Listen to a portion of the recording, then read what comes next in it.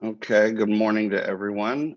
Welcome to the, I guess we're in February quarterly meeting for the Rehabilitation Council of Texas.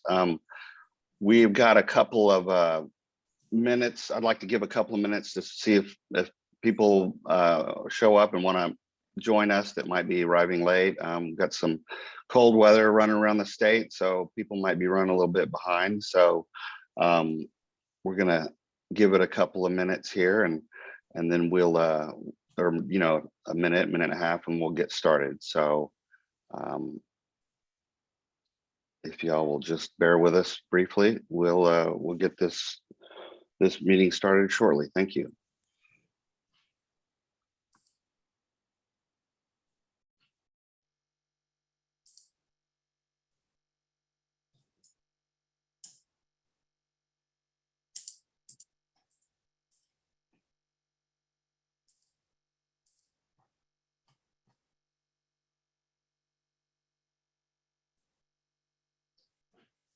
Chairman, a quorum has been established.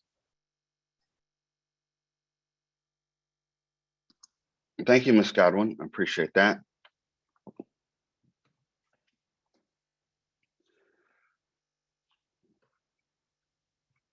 So without further ado, let us go ahead and start this quarterly meeting. I want to first of all welcome everyone on the council with us today. All the members, welcome. Thank you all for being here. I want to also thank Chairman Daniel and Commissioner Demerson for also being here today. And I would ask if they would mind if we made a couple of quick announcements real quick, and then we would introduce them and would very grateful to have them here, and would be love to hear what you have to say. If you would give me a couple of minutes to make some announcements. Chairman Daniel?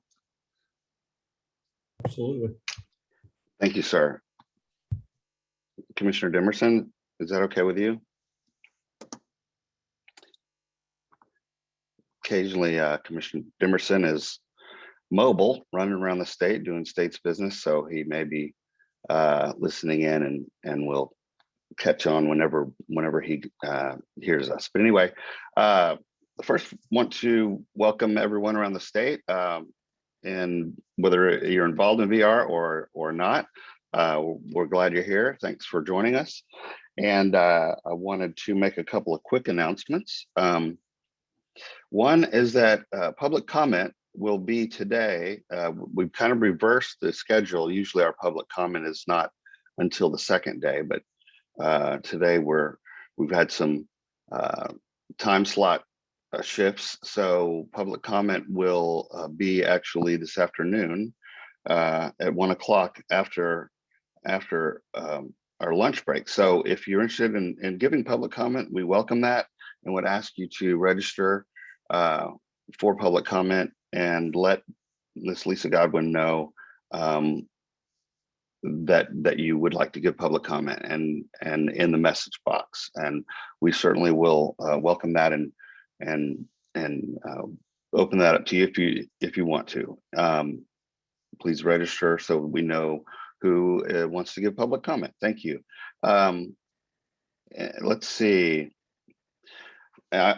This is hopefully this has been a very interesting time in the state and the world for that matter with COVID, and a year and a half ago we had a complete lockdown, and then some various changes of the virus and its decision what it wants to do, biology moving forward, and we've had to go isolate at times and able to get more public around each other, and all that's nice and everything, but of course the health of the state and all its citizens are very important. So we appreciate everybody making adjustments, and but this is an exciting time because for the Rehabilitation Council, this may be our last Zoom meeting, exclusively Zoom meeting, where we are all just kind of looking at our computer screens. We're going to try to go back to in-person meetings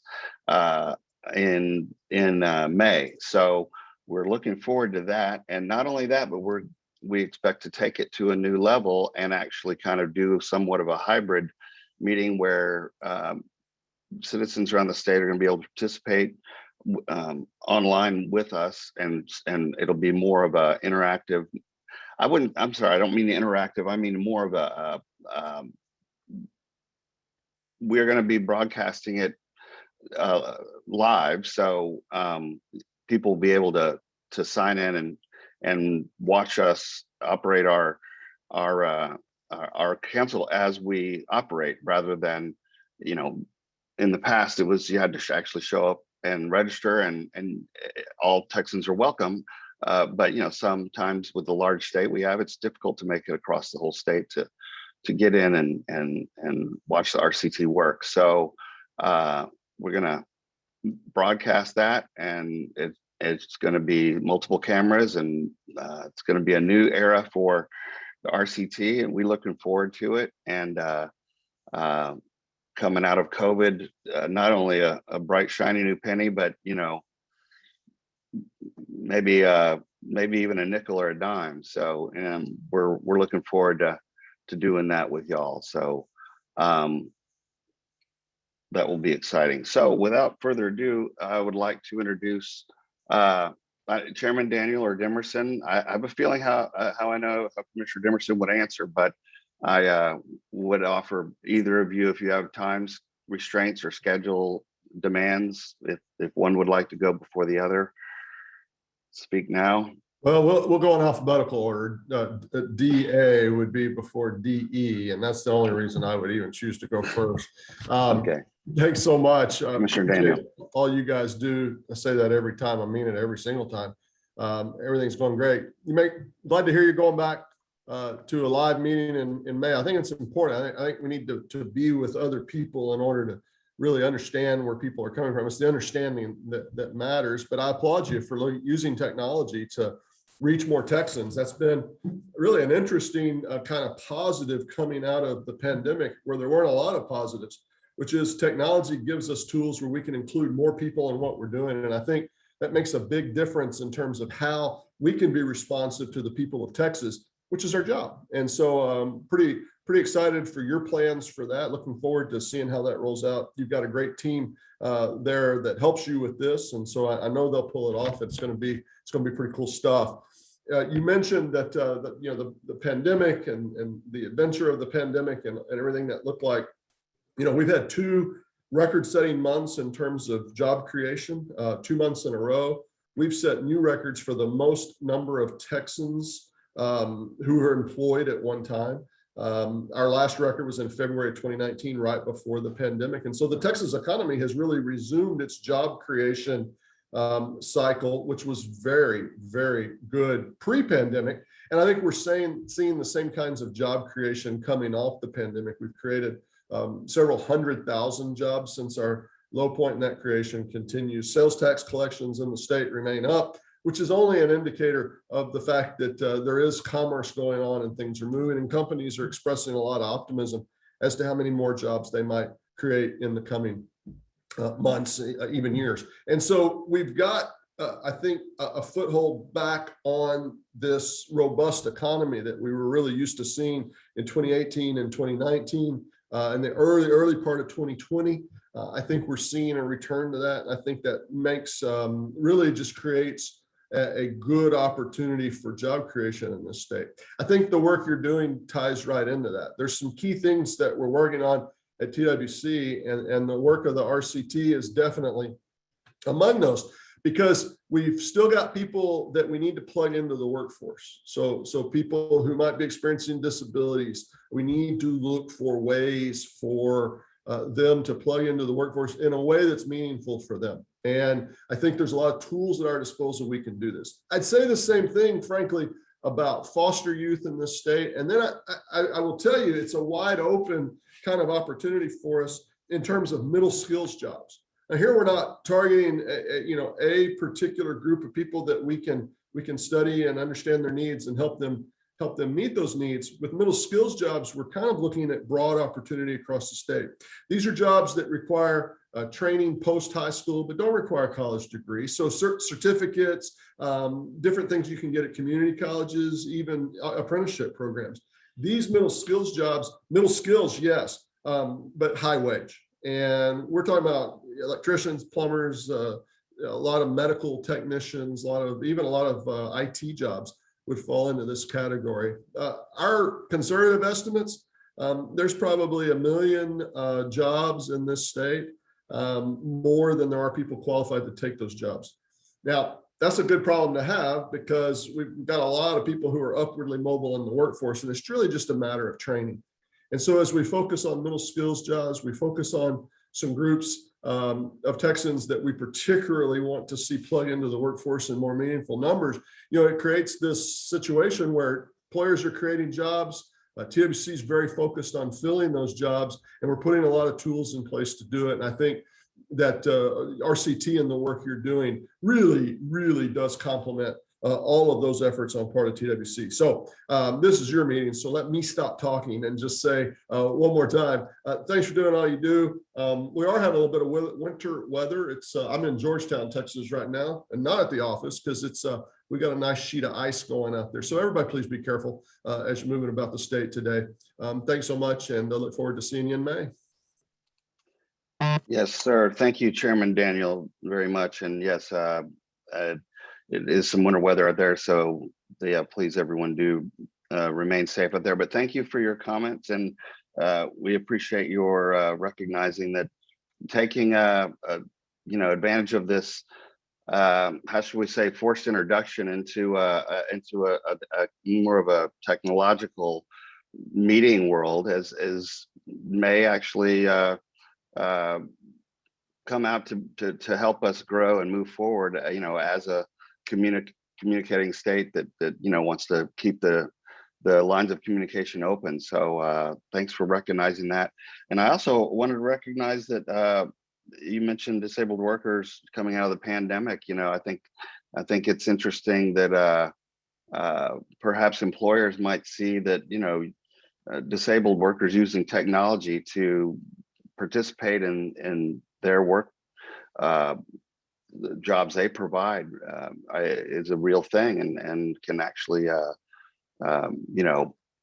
show that a disabled worker can provide as much or perhaps more production than somebody else that may not be as familiar with the technology. So it's while we wouldn't take the pandemic again if we had to do all over again, certainly some positive things have come out of it, and we certainly do.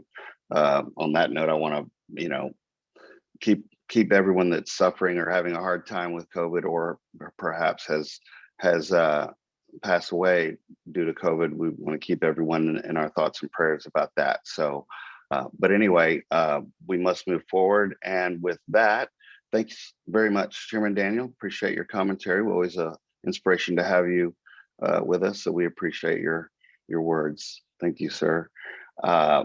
Commissioner Dimerson, are you available? I am indeed available. If you can hear me, I'm here and delighted to be here this morning. Absolutely. Good. Thank you guys. Well, thank you guys for the opportunity, and with the chairman, I'll echo and say that I appreciate all the work that you guys continue to do, and it's always a pleasure to be able to address your group. And so I too won't take too much of your time, but I've enjoyed getting to meet and know the members of the RCT. I had a real good meeting with Joe Powell a couple of weeks ago, and we're looking to do even more down the line. And Chairman, you and I are scheduled to tour one of the manufacturing facilities here in our great state of Texas. And I mentioned those two things because I want to share with the membership the ability that if you want to tap into what our office is doing, or if you have ideas on how we can bring even more attention to this important community, then let's do that. I represent the employers in day in and day out when we have an opportunity to go out and showcase those that are disabled and the work that they can do and the work that they are doing, then I'm delighted to do that and looking forward to doing that. I committed to the group that I would, on a quarterly basis, make sure that we're bringing attention to that space. And we've been doing that in big ways, and delighted to continue in that stead. And so this morning, I'll end with this. I was reading something, just kind of the morning news, and something came across, and it was a piece on states and important facts that are happening at states, things that we probably didn't know about or so. And so I was curious and I started scrolling through that. It actually came across one and it mentioned Alaska. And Alaska state flag was designed by a 7th grader, you know, some tidbits that you didn't know. And then it went to South Dakota and said in Spearfish, South Dakota, there was a change in the temperature in 1943 where it was -4 degrees. And then it went to 45 in the span of 2 minutes. You know, we talk about Texas weather, but that was not Texas weather. That was a true change. And it was something called a Chinook wind that came through that changed that temperature. And so you're scrolling through these things, and I was real curious to see, well, what did they have to say about Texas? And so Texas, I scrolled down, and I'm going to share this with Cheryl because I'd like to get it to the group. And I went to Texas, but before I get to Texas, Arizona, you guys would know this, had the only arches. They're the golden arches with McDonald's, but they're always golden. But in Arizona, they're green, and that's the only place that you'll find green arches from that standpoint. And so a lot of good information that's out there, tidbits. But in Texas, it said San Antonio, Texas. This is it. Out of all the things in Texas, this is what they chose. San Antonio, Texas is home to Morgan's Wonderland, a theme park specially designed to be ultra accessible to all guests.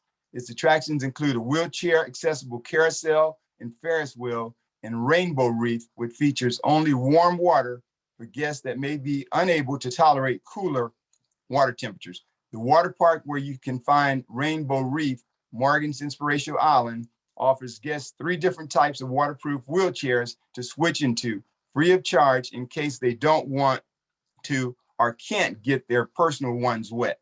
Now, this was done by Garden Hartman, and you guys may know that, but he was inspired to build the park when he saw his daughter, Morgan, who was born with cognizant and physical special needs, be ignored by other children at a hotel swimming pool in 2006. Say the park opened its doors in 2010 and offers free entry to everyone living with a disability. In 2018, Time included Morgan's Inspirational Island in the list of the world's 100 greatest places. And so I thought that was testament to what we're talking about this morning. And just out of all the things in the state of Texas, they looked at Morgan's Wonderland as an inspirational place and one that benefits what we're working on day in and day out to make a difference in the lives of others. And so I'll end with what I started with. I appreciate all the work that you guys are doing.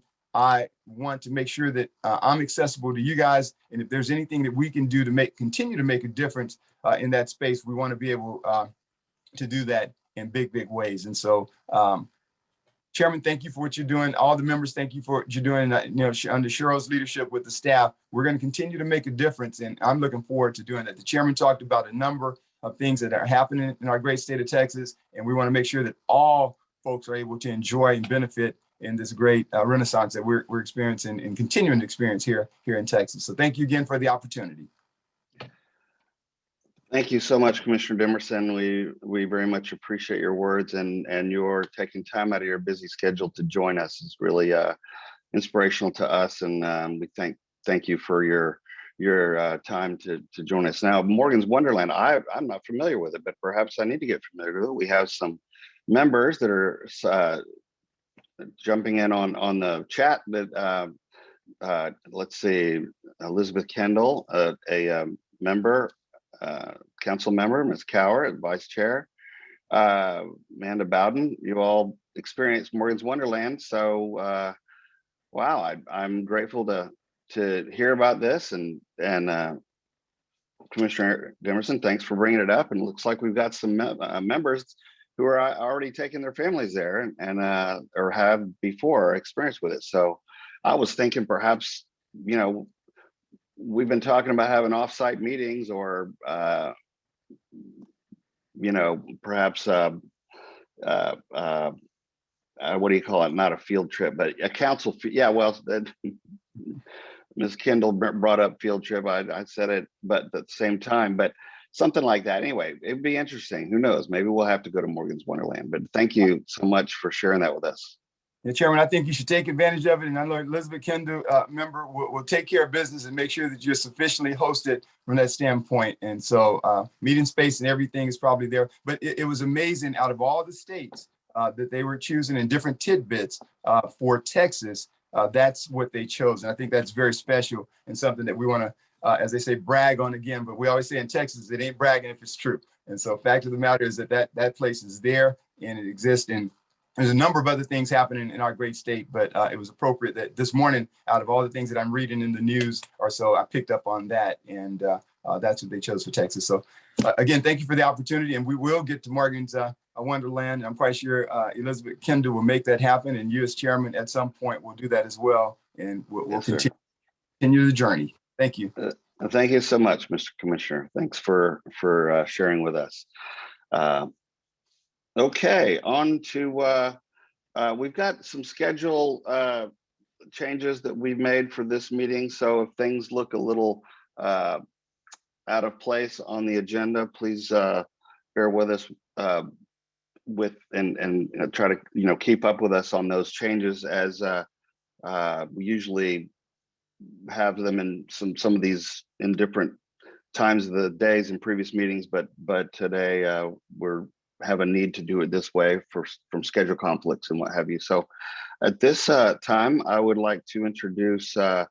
Cheryl Fuller, the VR director at TWC, and see if she's would like to give her performance update. Ms. Fuller. Good morning, Mr. Chairman and members. And I'm sitting here getting excited about the prospect of a council meeting at Morgan's Wonderland. That sounds great. And I know that it is very helpful sometimes for councils and advisory committees to get out a little bit and see the work that's happening in the field. And it sounds just great. So I am pleased to be with you this morning. I am very happy that technology, power, and internet are all working well as we watch this frozen rain and sleet come down. And so this is a time to be grateful for technology, to be sure, but to look forward to when we can gather in May and try our new hybrid model. And just a shout out and a thanks to Mr. Robinson for helping us move in this direction. And so we're going to get there, and we're looking forward to it. And thank you, Ms. Fuller, for your team, jumping on board and doing it with us. And we're all going to move forward with this together, and it's going to be an exciting time, isn't it? Yes, it is. We will figure this out together. And that's kind of the name of the game these days, is that we're all figuring this out together. We're figuring out how to do business and engage in the world around us in a very different way. And done right, it just benefits and increases accessibility and engagement with our services. So I am grateful for that and look forward to it. This morning, I will again co-present with Jeffrey Miller, Manager of VR Performance Reporting and Analysis in the Division for Information, Innovation, and Insight. I got that out of order. Just y'all don't tell Jeffrey on me when he comes on, because he's joining here in a few minutes. We call it I3, and that's what I can remember, but we will present together. I'm going to share my screen because Daniel showed me what I was doing wrong last time. So let's see if this works well. If you will let me know if you can see my screen. All right, excellent. So I will walk through information from your report that we put in this PowerPoint format to kind of help guide our conversation. And if I don't see a question from a member, just let me know that I need to stop. But I will, let's see here, if I can advance the slide. There we go. I will give some general updates to start off with, and then Jeffrey will come in and talk a little bit about where we are with the success measures that we have for each of our draft combined state plan goal areas. So instead of us going back and forth this time, we thought we'd try to smooth it out a little bit, and he'll talk a little bit about the success measures for those goal areas. And then I'll come in and talk about our strategy. So what are we doing? Now, we've just had 2 months since our last meeting. So it's pretty quick, and we're still working on many of the same things that we were working on last time, but I have some good updates for you. Then we'll give you an update on the fiscal 22 operating budget and expenditures. I have some high points to talk through with you on that. And I think some good news. And then Jeffrey will hopefully have time this time, if I don't talk too much, to go over his ad hoc reports and updates. And so he has those prepared as well. So with that, general updates. I don't have it on this slide, but I did want to make sure you know that we did implement our hybrid operations plan on January 1st. This is us trying to move into this new world where we work and serve both in person and remotely.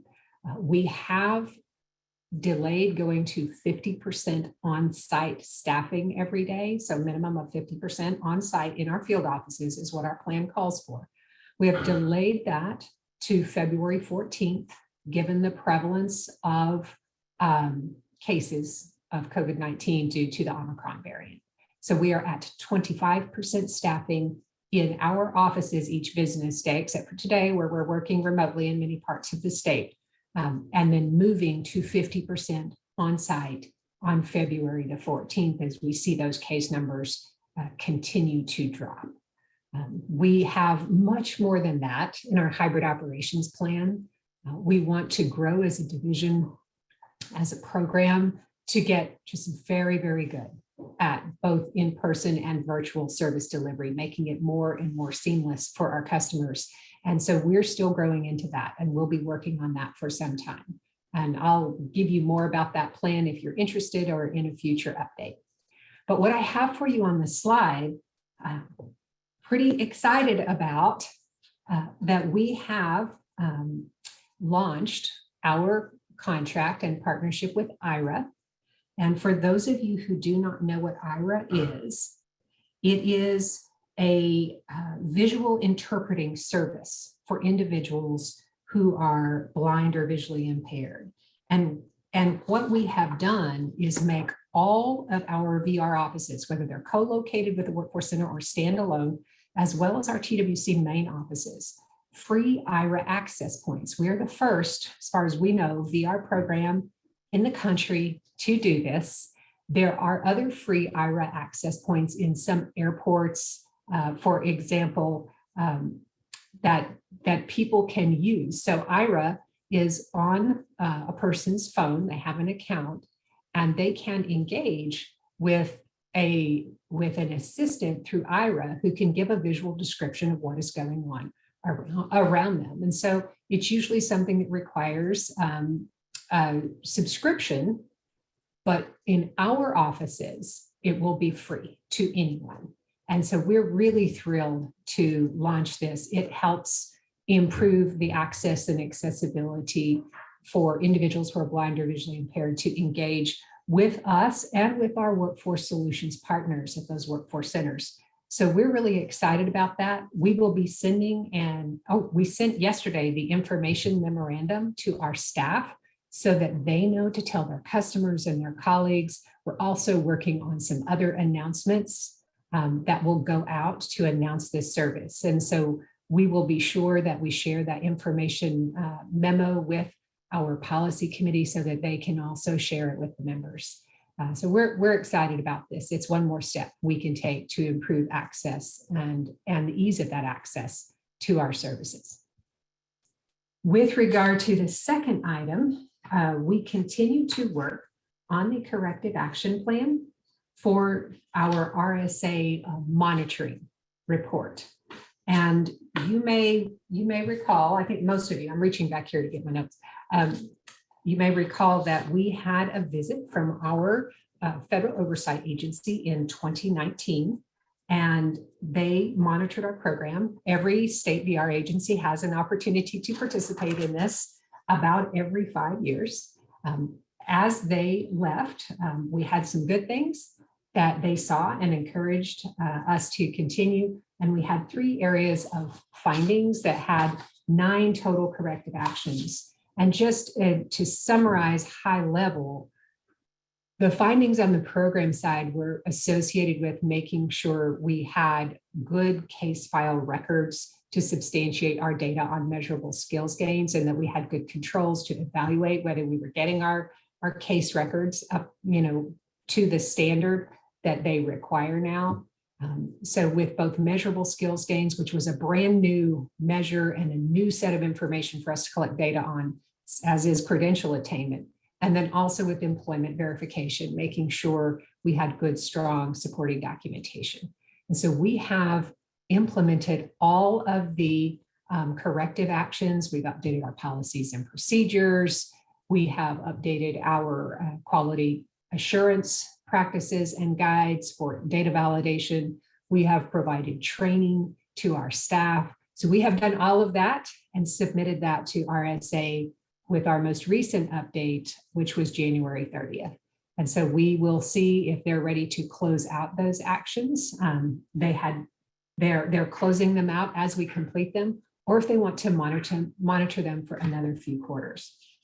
On the financial findings side, there were some small corrections that were made very quickly around the desk aid for one of the financial reports, as well as cash on hand balances, managing those within the requirements.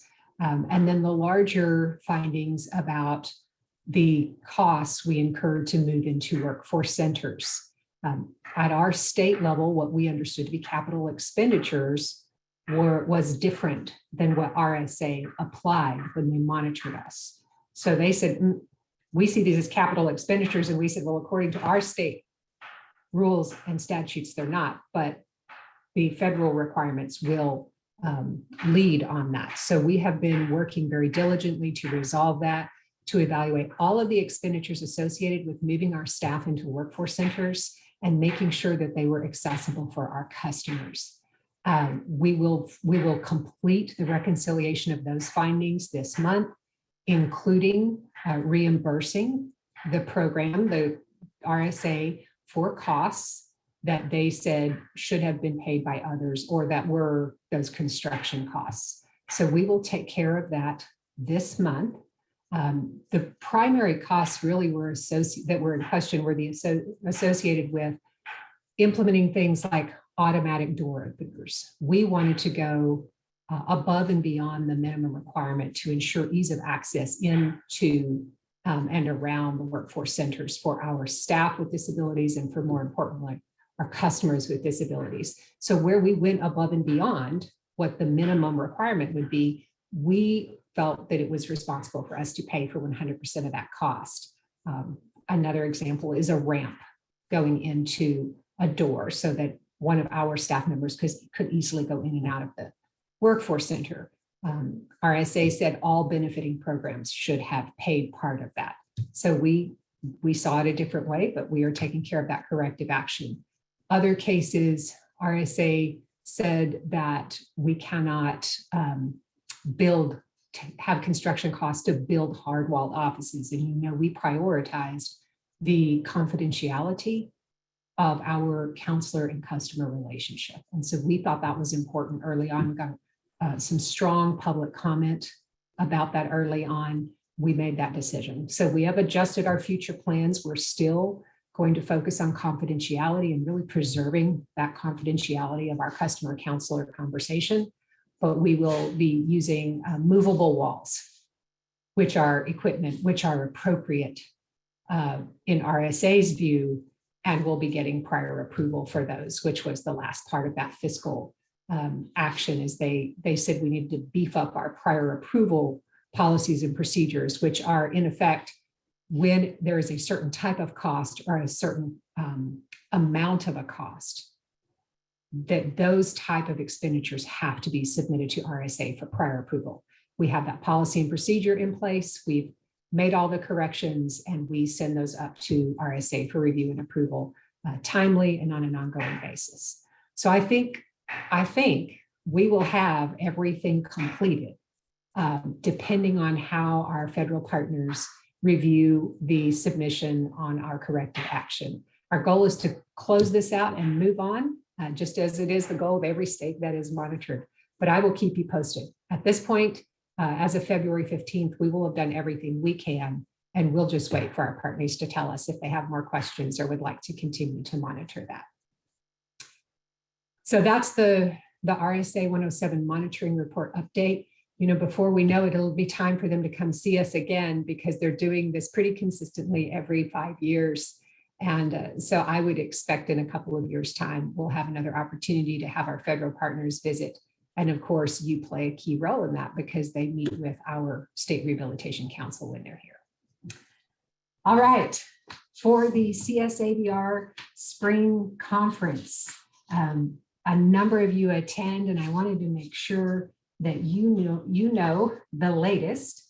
So we have traditionally had our spring conference in Bethesda, and it's well attended by our councils and our staff.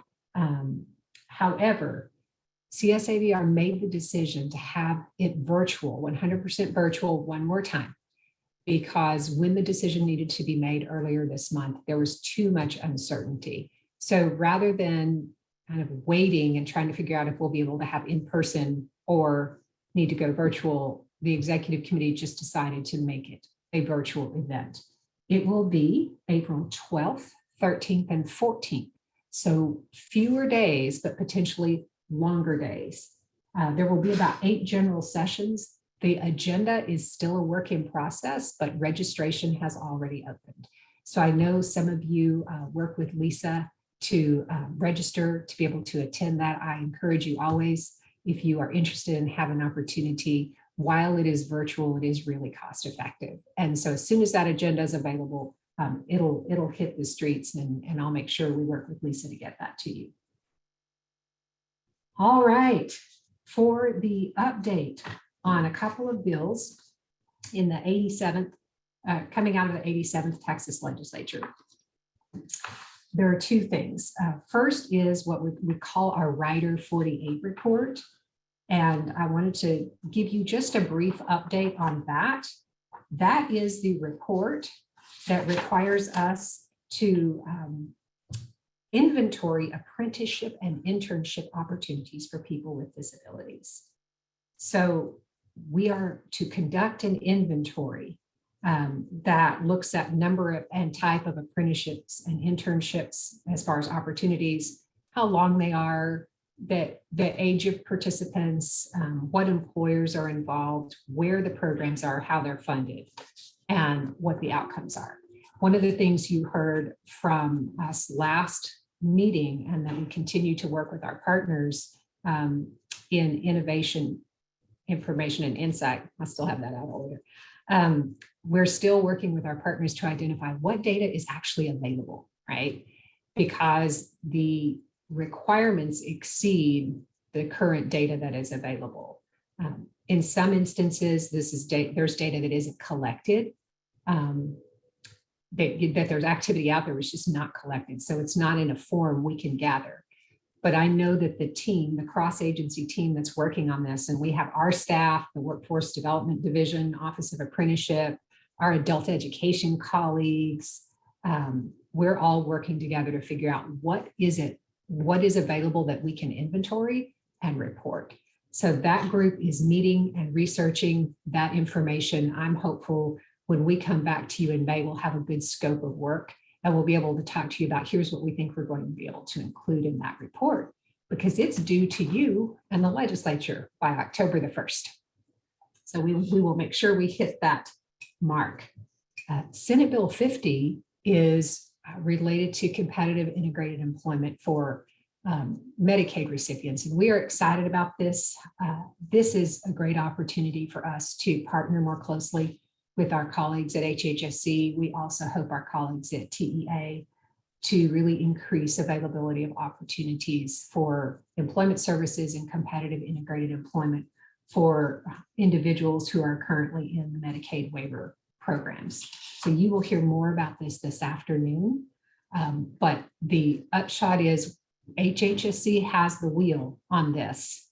So they have to engage with us, and we are right there engaging with our partners at HHSC. One of the first steps we have to take is we've got to get a memorandum of understanding in place for data sharing. Otherwise, we won't have the infrastructure in place to really be able to track the referrals from HHSC to VR, and then be able to track and share data on what services and what outcomes. So that's an important first step. And then we're also working together, or we'll work together on strategies to increase those referrals and to work together. And so you'll hear more this afternoon. But as part of this, the HHSC Executive Commissioner does have to submit a report by December 31st of each even numbered year. So there would be an initial report this year on our activities, and we're working hard to make that implementation a success. So those are my general updates. I'd love to pause and see if you have any questions about those.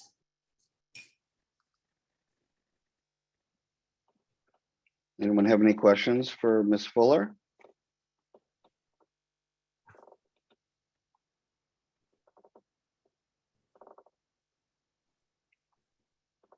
All right, Jeffrey, are you on? Yes, ma'am. I am present. The internet is working and I have an appropriate winterly background all set up. Yes, you do. All right, then Jeffrey, I'm going to turn it over to you to give the update on the success measures and where we are with those for our 6 goal areas. Members, the 6 goal areas are in front of you on the screen, and they are, to recap, improving provider recruitment, retention, and support, top of the list. Streamlining, number 2, streamlining VR policy, process, and procedure. We want to improve workflow. We want to facilitate timely service delivery. 3, recruiting and retaining VR staff. 4, improving and developing additional user-friendly resources to maximize customer choice. 5, improving our VR staff knowledge, as well as our system capacity to enhance service delivery to our customers. And 6, the goal that you recommended that we added, it's a really good goal, increase and enhance partnerships with employers to better understand the employment needs that they have and how they can hire people with disabilities working with us, but also to build awareness in general about the benefits of hiring people with disabilities. So those are the 6 goal areas. Jeffrey will go over success measures and where we are, and then I'll talk about the strategies we're working on. Jeffrey? Thank you, Director Fuller. Excellent overview, as always. So first, I'd like to talk about goal area 1. And the most obvious way to measure this goal is to look at the percentage of active VR service providers and the total number of available providers. So that'll show us the total pool of providers that we're drawing from and how actively we're engaging that pool of providers. And my team looks at this measure from a statewide perspective. We also look by integrated service area, which is more commonly called VR region. And we look by RSA service type category. For the purposes of this presentation, we're just going to look at the statewide data because it shows the same trends that we're seeing across RSA service categories and regions. If anyone's interested in the more detailed look, please reach out to me and my team and we can ad hoc any of your requests very easily. So looking at corresponding quarters, and we're going to be comparing Q4 of the calendar year for 2017 to 2021. We can see that over time, we have decreased in the number of available providers and active providers. The number of available providers dropped sharply in 2019 because we cleaned up the roles, so to speak, within RehabWorks. We eliminated a lot of providers that were in there, but were no longer really interested or able to do business with the VR program. So what's most important at this point to pay attention to is the number of active providers. And from 2020 Q4 to 2021 Q4, we've seen that the number of active providers has stabilized and looks like it may be slightly increasing now. At the same time, our activity rate is increasing. So this means that we're starting to see fruits from our effort to recruit new providers and engage current providers. So we're doing a better job at actively doing business with our partners. and we're doing a better job at attracting more new partners. We were in a downward slope for a long time. Now that we've come out of the pandemic and we have a lot of initiatives at work to reach out to providers, we're seeing we're done with bottoming out, and my team's analysis, there's compelling evidence to suggest that we're going to start coming up and recovering from the slump.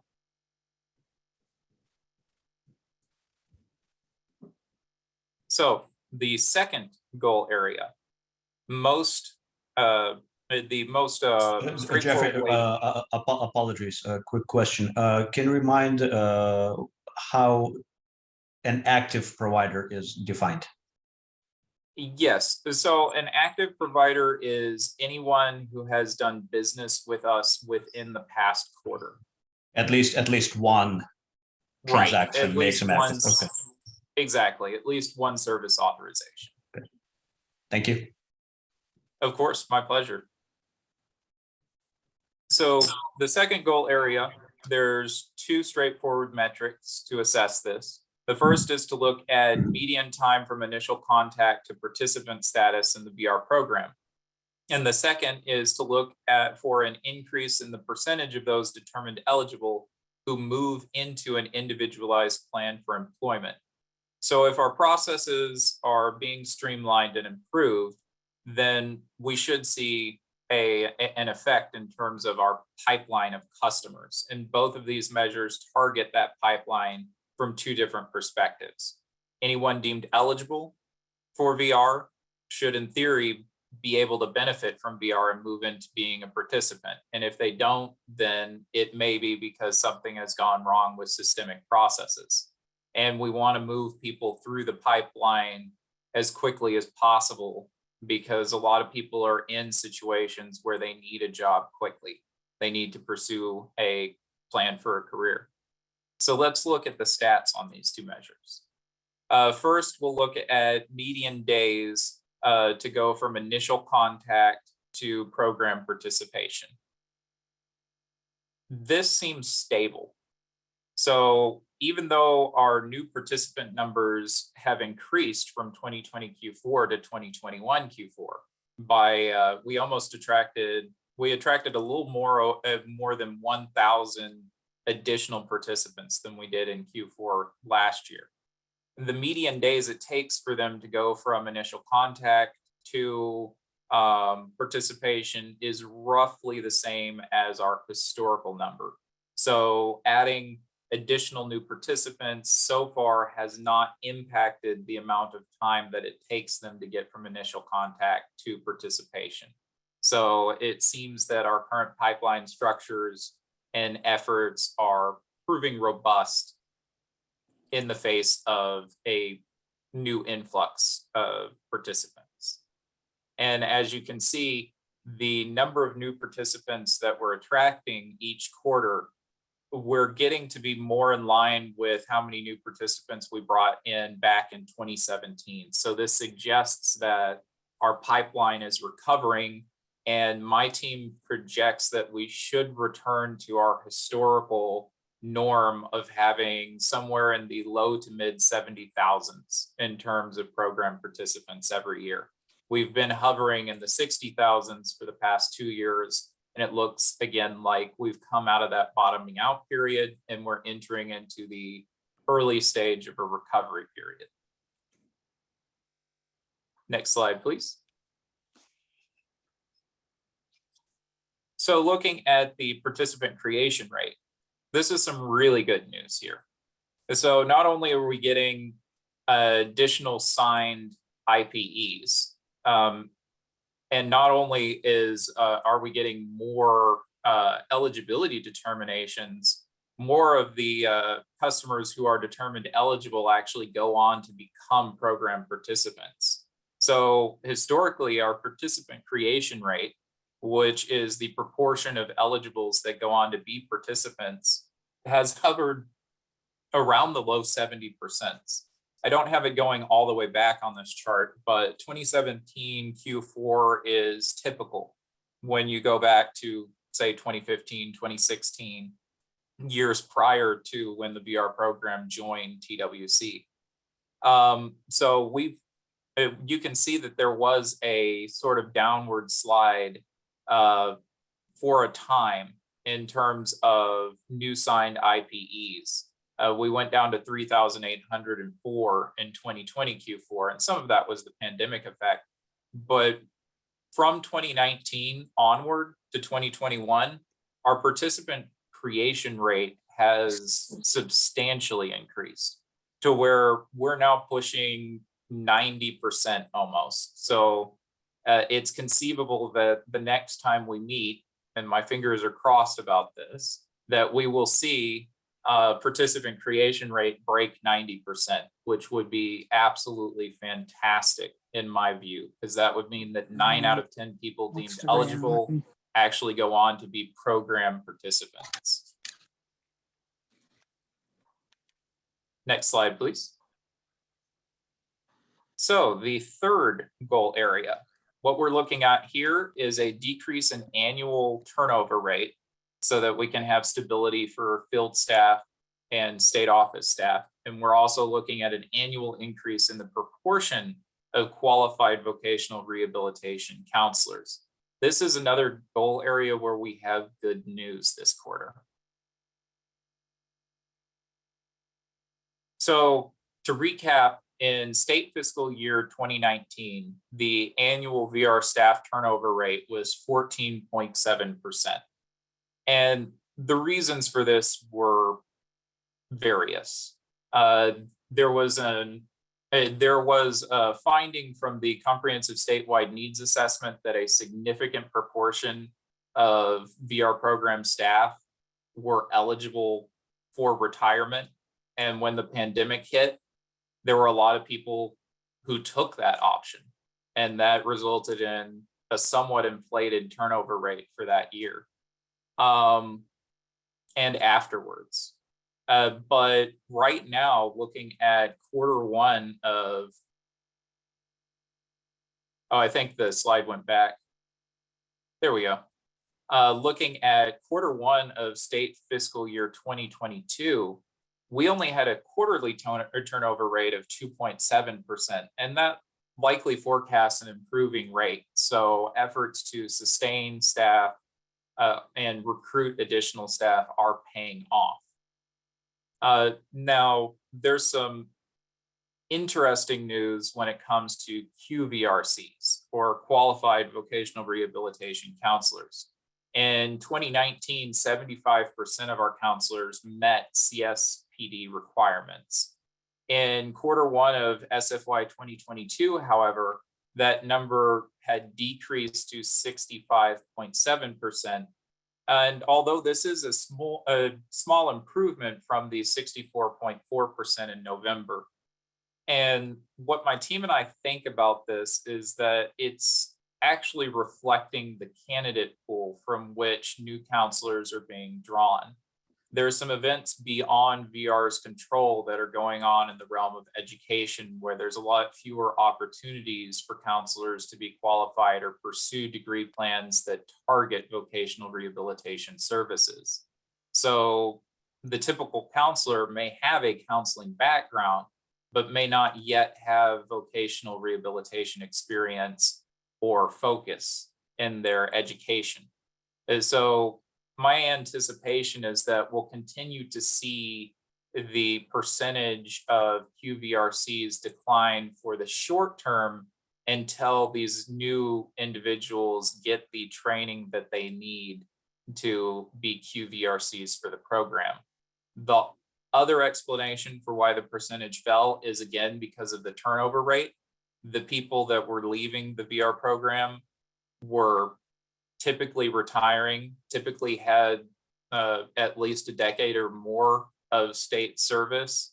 And so with more experienced staff leaving, you have newer staff coming in that still need to attain that expertise. So it will take a while for that number to increase. Next slide, please. So goal area 4, We're looking at an increase in the proportion of SSI or SSDI customers who receive benefits counseling or counseling on work incentives, because that is a mandate that anybody who is receiving public benefits needs to be offered benefits counseling as a service. They don't necessarily have to accept that offer, but it does need to be there. And we're also looking at an increase in the percentage of customers indicating that they agree that they have input in choosing service providers in our quarterly customer satisfaction survey. So that's about informed choice. Next slide, please. And so the situation with SSI and SSDI hasn't changed since our last meeting.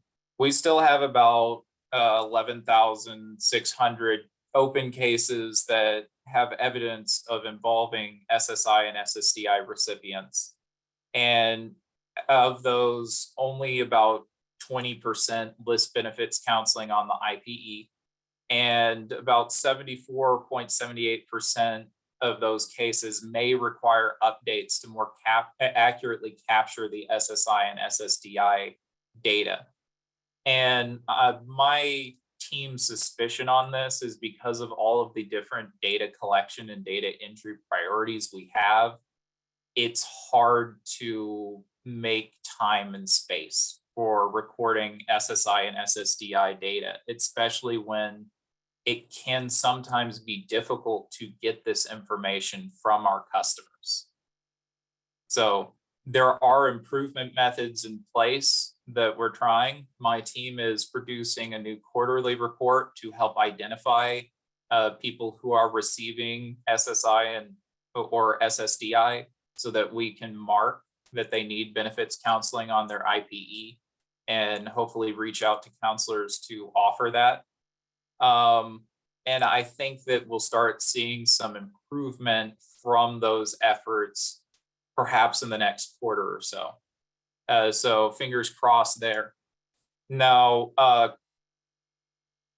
informed choice, the percentages, in my opinion, are a little low. But again, we have efforts that we're pursuing to allow counselors and customers to have a more interactive experience in determining VR service providers. And so I think Director Fuller may talk about this a little bit more later, but my team and I have created a VR provider locator dashboard. So for the first time ever, both customers and counselors will be able to engage an interactive map, look at which zip code they live in, create a location radius, and then filter by provider type to see by service category what providers are available within a certain mile radius of their residency. So this will allow counselors and customers to have unprecedented access in searching for providers and engaging those providers. And the VR program has never had a tool like this, especially a public-facing one. So this will be featured on the TWC website and accessible to the general public.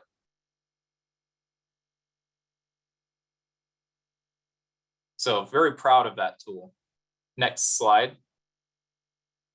Thank you, Lisa. I appreciate the compliment. Lisa writes, wow, what a great tool. And it really is. I'm completely excited to release that tool as soon as possible so that all of you can engage and use it.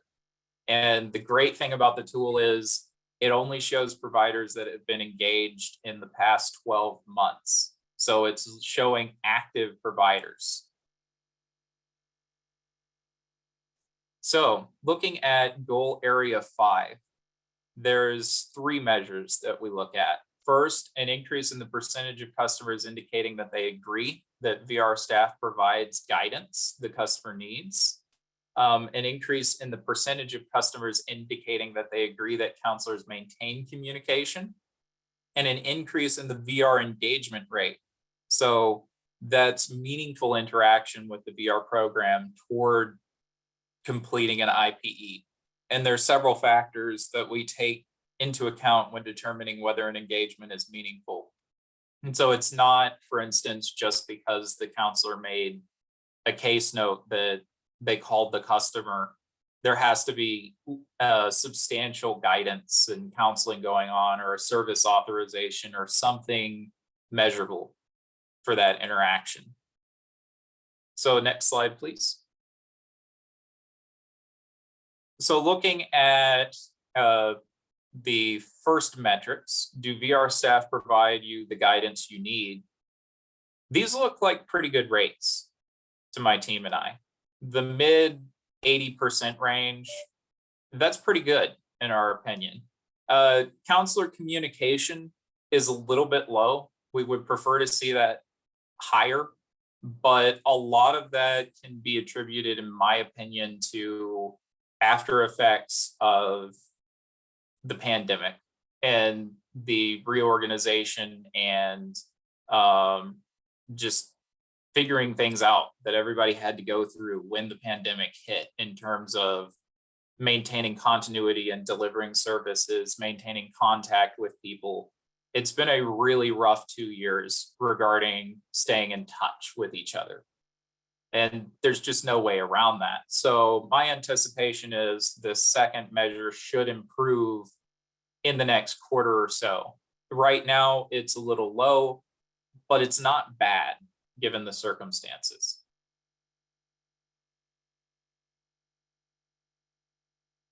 So looking at engagement rate, we've seen steady improvement in that from our historical rate, which held constant from 2017 to 2020, to now in 2021, we're seeing engagement rate go up substantially. So we were in the 64-65% range. Now we've creeped up 3 percentage points, which is significant from a statistical perspective. And it would not surprise me if in the next year we go above 70% in terms of engagement, which would be an acceptable range. Although ultimately, I think we can target getting to about 85%. And that would be kind of what good looks like in terms of engagement rate. That means that almost 9 out of 10 customers who are participating in the VR program are actively engaged in furthering their services and making one meaningful interaction at least once every quarter. So that would seem pretty good. Next slide, please. So goal area 6 is tricky. This one is still under construction because we want to look at an increase in the number of employers participating in disability awareness and inclusion activities. But that can be extremely difficult to measure because there's no existing data collection apparatus or function within TWC that can exhaustively collect that information. And an increase in the number of employers participating in training and work-based learning opportunities may also prove difficult to measure. We don't have the data collection apparatus in place at the agency yet to be able to comprehensively tackle these two measures. The other complication with this is that at the rate the Texas economy is growing, just looking at a strict increase in the number of employers that are being engaged for these two measures isn't going to do justice to what kind of an impact we're having in the community rate, because what we really want to get at is a penetration rate to see how effective we are at reaching out into the community. For instance, if we have next year, say, 100 new employers participating in disability awareness and inclusion activities, that's not going to make a difference if, say, 50,000 new employers join the Texas workforce. In fact, we might even be going backwards in terms of the penetration rate that we have and the influence we have in the community. So when we do construct data collection apparatuses for these two measures, it's going to have to be kind of a penetration rate to look at the proportion of employers that are being engaged in each, say, industry category. or perhaps looking at more internal measures. So my team and I are deliberating about the specifics of how we could implement these measures or improve these measures or revise these measures and get data for them, but we're still in the initial stages of designing our approach. So next slide, please. So yes, like I said, this goal area is under construction. And so I believe that completes our VR performance data, but if you all have any questions, or Director Fuller, if there's anything that you want me to chime in on about the draft combined state plan goals, please let me know, and I will be happy to jump in and provide commentary as needed. That sounds great, Jeffrey. I may do that as I go through strategies, but I'll pause to see if members have any questions before I talk about what we're doing to try to improve and continue to improve the numbers that Jeffrey just showed you. I think Amy Baxter has a question. She asks, Jeffrey, can you track which disabilities were addressed or given services by the active providers in each quarter? We could ad hoc that. If you draft that up as a formal ad hoc request, we could certainly take a look at that. And my inclination would be to look at the 5 major disability categories that RSA tracks and see how it breaks out. And I believe those are physical disabilities, communicative or sensory disabilities, psychosocial and psychological disabilities, cognitive and learning / developmental disabilities, and which one am I forgetting? Well, it's early on a Thursday morning, so I've got a list of them, but yeah, we could easily break them down according to RSA's 5 major disability categories, or really any disability schema you want to pursue, because we do have primary disability category codes and the data can be sorted by that. So just let us know what you're interested in and my team and I can get to work on it. Is there any value in also looking into it by geographic region? There might be. My team has not looked at it by geographic region yet. I think Christopher did a preliminary exploration just as an experiment. And if memory serves, each of the regions, they vary by about 2 or 3 percentage points from each other, but overall the trend is the same. We're seeing increasing active engagement rates across all regions. But I could certainly look into that in more detail. That wouldn't be too hard to pull at all. Yeah, like makes sense that trending is similar across regions, but in absolute values, is there any hot spots or cold spots in any specific part of the state? That's a good question to pursue. Cool. Members, any other questions? In regards to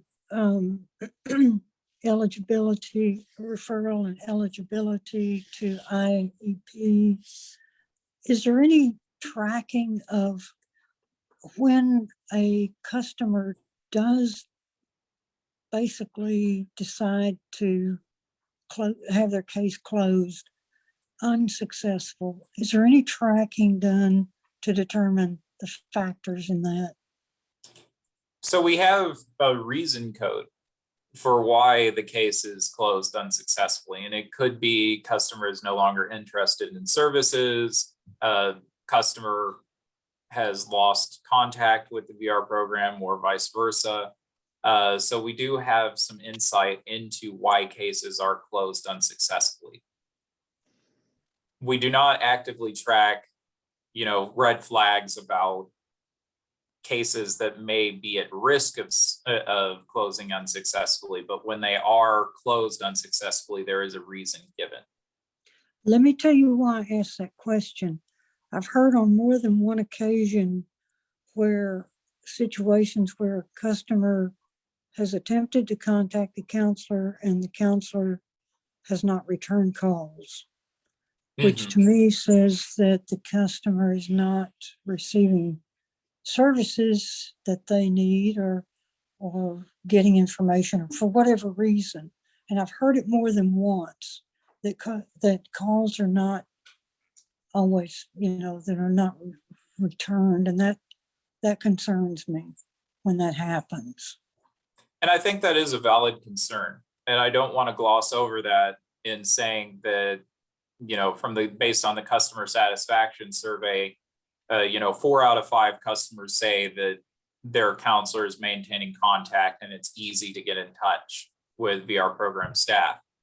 That being said, 1 out of 5 customers has difficulty. And even though it's not affecting a majority of the VR program population, every customer counts and every customer matters. And so we do need to emphasize initiatives that we have in place to encourage counselors and customers to maintain contact with one another. But I don't think that it's unbelievable that there could be certain cases where someone is having trouble contacting their counselor. It's not that they're not having trouble, it's that the counselor's not returning calls. Right. And Director Fuller, I believe that there is there's a recourse that customers like that can have, because I know I was in this situation myself back when I was a VR customer once, and I was unable to get in contact with my counselor for a period of, I think, 5 months, if memory serves. And so I reached out to some sort of specialty team, but that was years ago. So my memory is kind of failing me. Do you have anything to add on that, Director Fuller? Absolutely, and thank you. First, our standard is that we return contacts by the next business day. This is something that we have emphasized repeatedly over time. And when we find out or are made aware that a customer isn't getting response, that is always a concern, even one customer. That customer just closed her case, just gave up. And the one that I've heard it more than one. Anyway, that's enough of that. I just wanted you to be aware and wondered if I have another question for you, Cheryl. Is CCRC included in that IRA opportunity? Yes, they are. I figured they would be. Yes, thank you for clarifying that, because they definitely are. But I will say what we always encourage our customers to do, if they cannot get in touch with their counselor, contact the manager, contact the office, contact the rapid engagement team. We want them to let us know. We don't want anyone to wonder what's happening, because sometimes what has happened is that counselor has left. And we should be getting letters to all of our customers, letting them know that the counselor for their case is left and who they should be able to engage with in the meanwhile. But this is an area of constant diligence, and we want to do better at this. So thank you for letting us know. We always want to know this so that we can remedy it. Thank you, Ms. Fuller. I appreciate your mentioning that. The way I look at it, if a percentage of people aren't getting, 1/5 or whatever that percentage might be, that's just way too many to me. And you voiced this, Ms. Fuller, that if one customer is not getting a call back, that's one too many. So is there a backup? You mentioned a backup. Is it printed? Are they aware that there's a backup that they can try? Yes. I just breaks my heart to think that they would be sitting there feeling powerless, No, this not person getting a has call an back. advocate who knows Okay. people and who has contacted, me. And but that's enough. I just wanted you to be aware that those kind of things are still happening.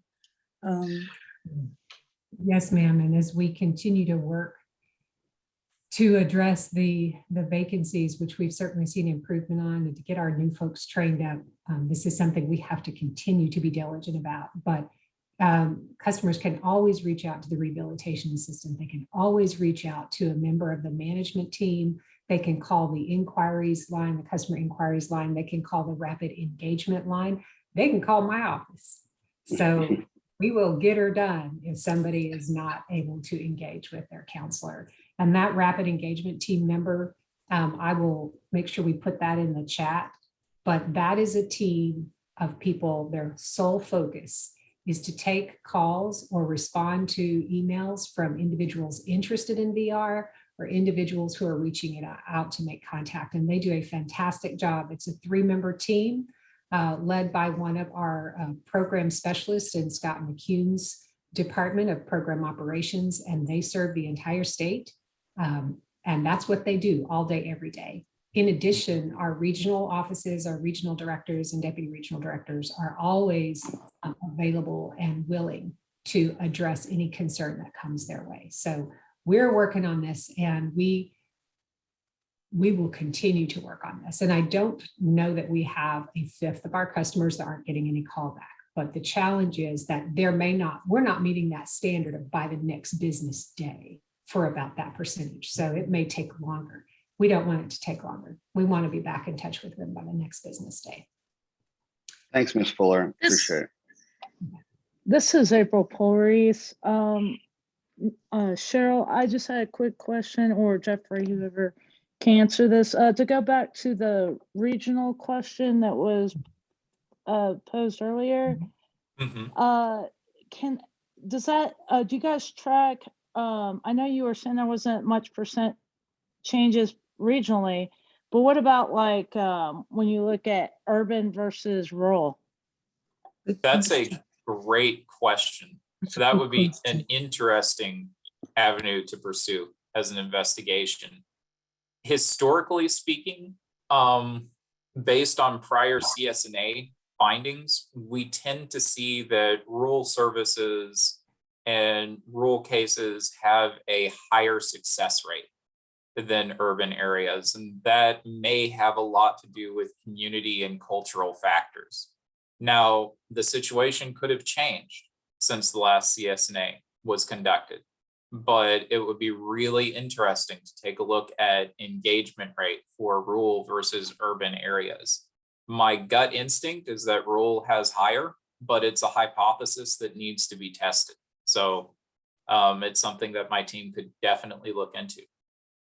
I would be interested. I'm sure that if it's already been higher with you guys being more technologically communicative, more like I'm sure the rural area is taking advantage of that, hopefully. So, but thank you for your time. My pleasure. Thank you for the excellent question. It's really interesting. Great area to look into.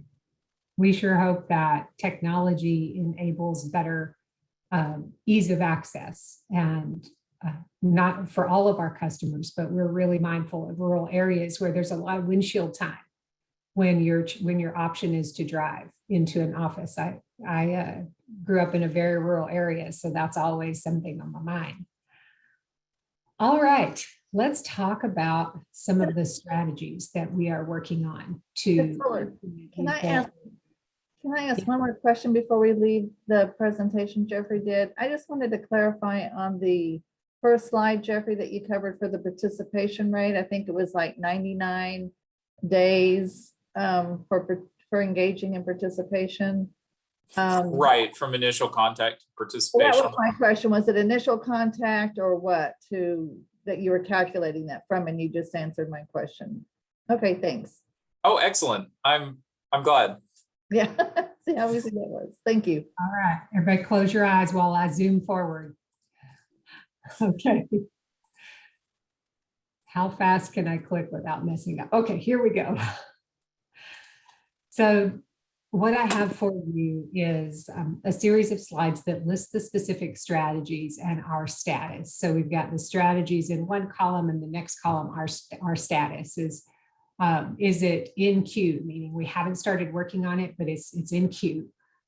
Is it in progress? So we're actively working on this. Is it partially complete? Some pieces are complete, some pieces still remain, or substantially complete. We're just waiting for a final couple of things, just really almost there or complete. So that's how we're trying to track for this purpose on these slides, so they're not just too busy. So I would like to spend a decent amount of time, and Mr. Chairman, I am mindful that we are about 19 minutes away from stopping for a break. So I will keep my eye on that. We'll stop and resume after the break. No worries, Ms. Fuller. Yes, thank you for mentioning that. I appreciate your helping me stay on time. It's my main job, so thank you very much. Well, it's early and cold, which means we all need to go refill the coffee. So, all right, with regard to goal 1, again, this is top priority. All of our goals represent critical priorities, but top priority, recruit, retain, support our providers. They are the ones that work hand in glove with us to provide the services to our customers. Incredibly important part of our system. And there are 5 strategies in this goal. The first one is streamlining vendor requirements, processes, procedures, and documentation. We want to make sure that our providers, yes, meet all the requirements for appropriate documentation and the procedures set forth to ensure good quality services to our customers, but that they are not onerous. And certainly we have identified that they, in some instances, were just that. So there are multiple projects underway right now as part of our larger business transformation project. And on this project, we have engaged several different departments. So VR isn't doing this alone. We're partnering with Jeffrey and his team. We're partnering with business operations and the procurement team that is part of business operations. So we are really working closely together as an agency. With regard to streamlining our requirements and procedures and processes, there are several things we have completed. We have improved the flexibility for getting signatures on required forms and reports so that that is more user-friendly for our providers and customers. We have streamlined a lengthy project search progress report. We have streamlined our contracted service modification request form. So when there needs to be an adjustment to how we're serving a customer with a provider. So those are done, but work in process is a little bit larger. We are looking at the entire project search form series. And when I talk about project search, I have a lot of favorites in this program. This is one of them. Project search, where we're partnering with a host employer, a provider, and a school district to provide in the student's last year of high school eligibility opportunities for them to be on site with that host employer and to go through 3 internships to get those work readiness skills and that experience. It's a fantastic program. We have 29 sites across the state of Texas. I would love to have more than that. And we want to make sure that form series is as straightforward as possible for all of our providers to use and our staff. The other form series we are working on streamlining is our self-employment forms. As you are aware, particularly those of you that are self-employed, self-employment is a complex process, and the supports we provide our customers need to be very robust. And the documentation has some unique requirements, but we want to make sure that that self-employment form series is fully reviewed and streamlined. Now, that won't be it. Once we finish that, we will continue to tackle the different series of forms as we go to get those streamlined and more user-friendly.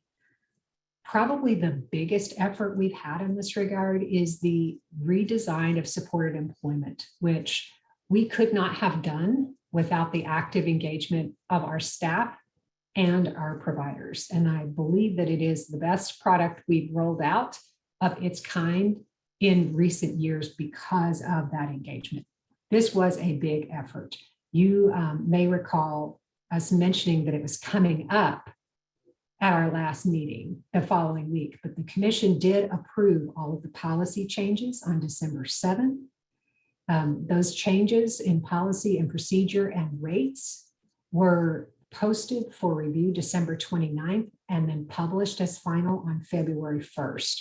We had on-demand training starting in mid-January so that our providers and our staff could access the different training modules that they need to implement this new program.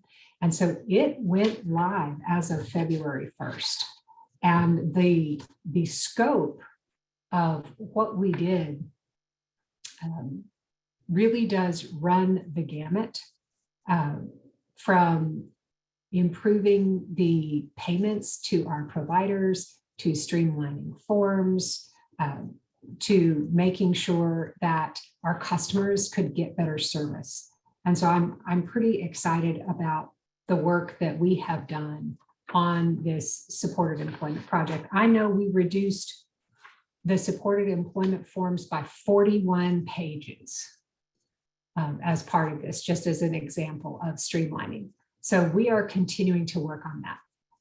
Another piece of work in process that is important for streamlining these requirements for our providers and our staff is looking at the basic standards that are in our VR standards for providers. This is a pretty significant chapter that really lays out basic standards that apply to all providers, and getting that streamlined and clarified, I think, is the next good accomplishment we'll have. So we've got teams working really hard to address this.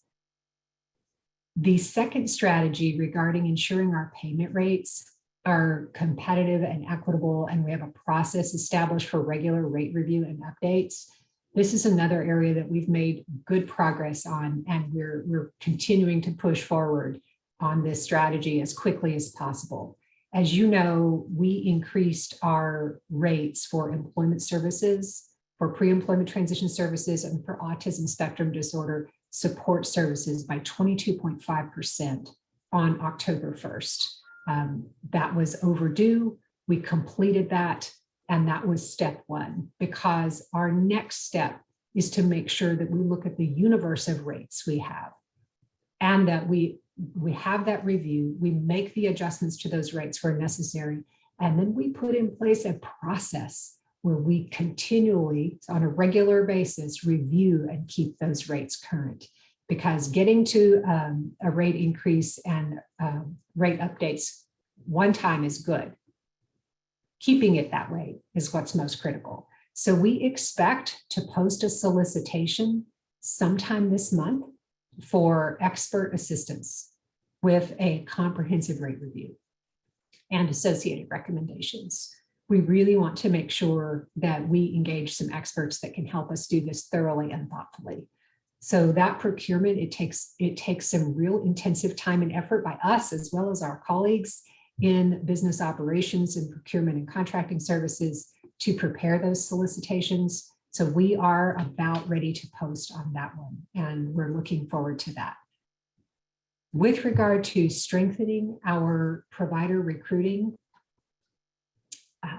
again, this is another area that the business transformation team has worked on very diligently.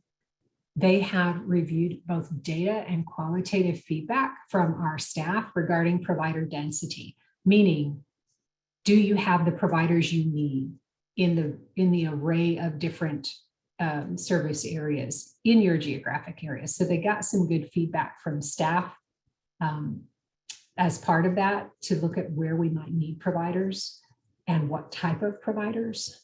They also documented and reviewed the current roles and responsibilities of our staff. So who does provider recruiting? Who engages with them and provides technical assistance, to see, do we have some gaps? And we do have gaps in the staff that have specific assignment to do this function. So this is not we don't have staff dedicated to provider recruiting and engagement. We do have staff that work with providers, but they have different functions. And so the team looked very thoughtfully at what we needed to do. And we know we need to beef up the dedicated focus of staff on recruitment and engagement of providers. And so there are some recommendations that have been shared with our regional directors and deputies, and they are going to provide feedback on that. Then the recommendations will come to me for review, and we'll see what we need to do to really strengthen our staff dedicated to assisting with recruiting and engaging providers. But it will be as part of that, making sure that we are also effectively using the providers we have. And so that's an important part of this. So as we have staff dedicated to provider recruitment and engagement, so must we clarify and further dedicate our staff to providing support and training for our providers. So recruitment is step one, but then we have to follow that all the way through. And with regard to that provider engagement, Region 2 did a small pilot to reach out to providers that were inactive, Region 2, Dallas-Fort Worth area, and to see if they could re-engage those providers that had not been used in some time or were not active. And they had about half the providers, as I recall, that were willing to re-engage. But one of the things that the team is recommending is that we really do have a core focused team at the regional level that can work with providers along the continuum from recruitment, engagement, addressing any challenges or questions, technical assistance, or training, and the like. With regard to provider support and training, that segues right into that next strategy. Our staff has assessed provider training needs to see what our providers are interested in. For example, training on customer informed choice. What does that mean? RCT has led in this area by encouraging not only all of our staff to have customer informed choice training, but also our providers. And that's an important tenet of the VR program. And so that's an important area of training, just learning how to be a vendor with TWC VR, learning how to invoice properly and submit reports properly so we can make sure our providers are timely paid. So there are some good training ideas there that have come out of this effort. And so that is making its way through to how we can create and enhance our provider resources. And a big focus is new provider orientation. How can we do a better job of onboarding our providers?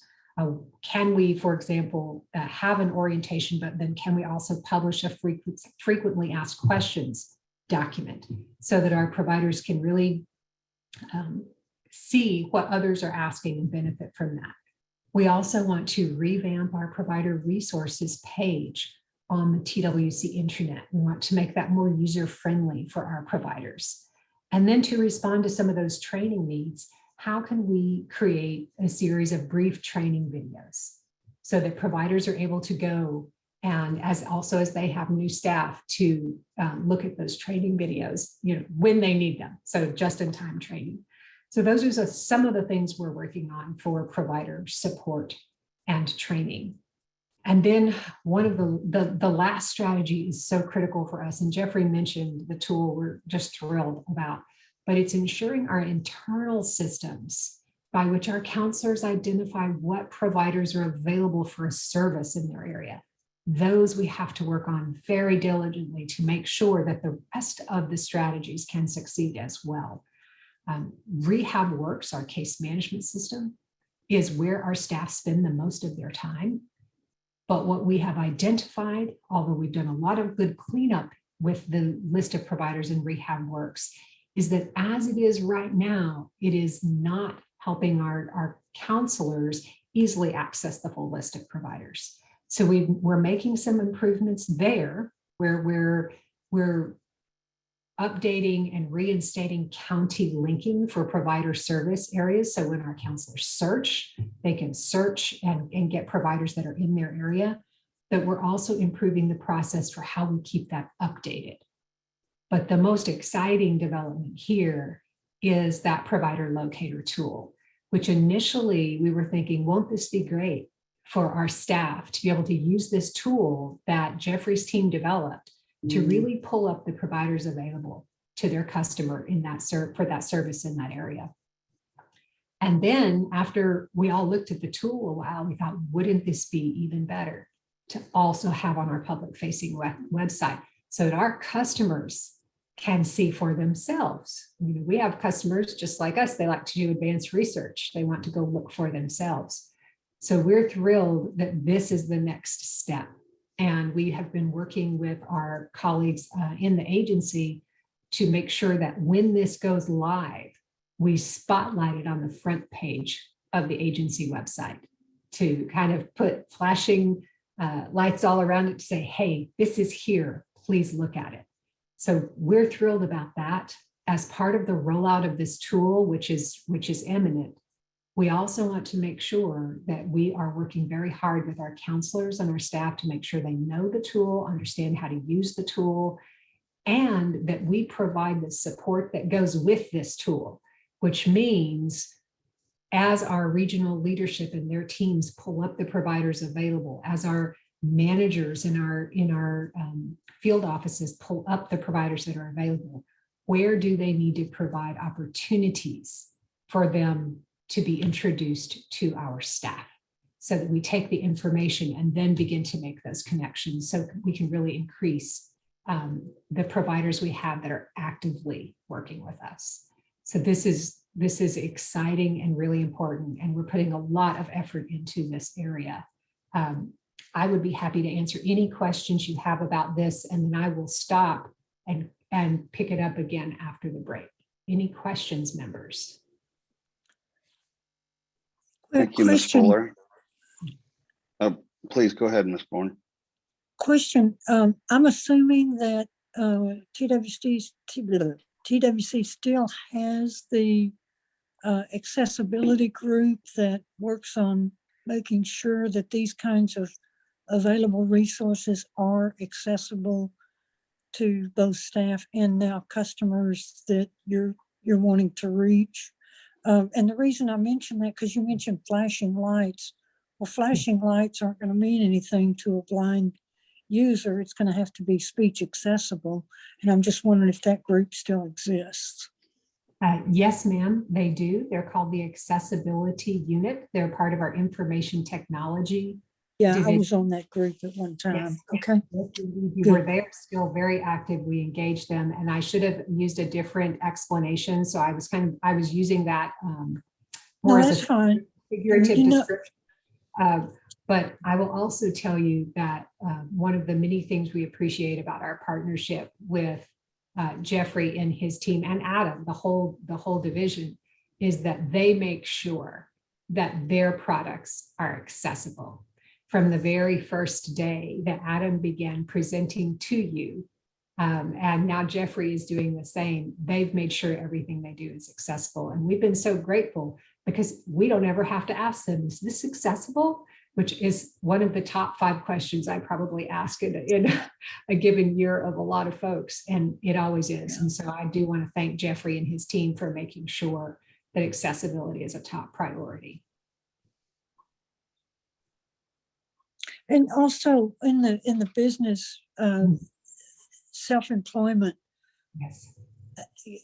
this is an assumption, but that part of that training is teaching a customer how to do a business plan and requiring a business plan so that you can better hope that if they do engage in self-employment, they'll be more likely to be successful, and they can have better guidance and direction from counselors and providers who would be involved in that.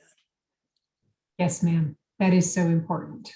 There is much that goes into starting one's own business, and we do not expect our counselors to be experts in that. And so we make sure that engaging experts to help with feasibility assessments and business plans is part of that self-employment process. Absolutely. Are y'all engaging the employment assistance specialists and business support? What do they call the to the EAS business relations coordinators? Yes, our business relations coordinators and our employment assistance specialists meet together every quarter as a larger team. our employment assistance specialists are very active in engaging with customers who are seeking employment or about to be employed or are employed with a particular employer. And self-employment in particular, it's important that we engage experts with our customers who know what it's like to start a business and know what those elements require.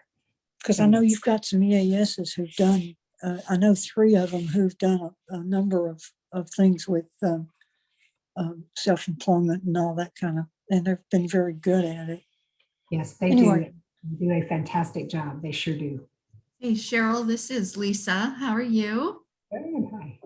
Good. Hey, just on that note, as far as opportunities for individuals with disabilities to do self-employment, I was wondering, just a thought of what about looking at some collaboration with like an organization like SCORE, where we could get SCORE volunteers throughout the state to assist with that process? Because I know that when I started my business, 15, 16 years ago, I relied heavily on the SCORE, individuals, and they were extremely helpful. And it might be a cool collaboration to do something a little bit more formal and have a pipeline to refer some of these individuals into the SCORE program. Yes, ma'am. We do engage with the small business development centers around the state. And I think the SCORE program is connected with SBDC and Small Business Association. And so part of our process is that our customers need to engage with those professionals and those volunteers who can give such great feedback to people starting their own business because they've walked that path. So that is part of the array of services and engagement that we work with our customers who are interested in self-employment. Yes. All right. I have another, go ahead. I was just going to tell the chairman I'm now 3 minutes past break. So I'd like to ask him if he wants us to continue after the break with questions, or if he wants to complete this question and still take the full break time. Mr. Chairman, how shall we? No, thank you, Ms. Fuller. Please complete this question if you will, and we'll just extend the break a little bit. Okay. And if anybody else has any, let's get it out there so that we can, get it done so that whenever VR comes back, we can allow them to just move forward with finish their presentation. But please, Ms. Fuller.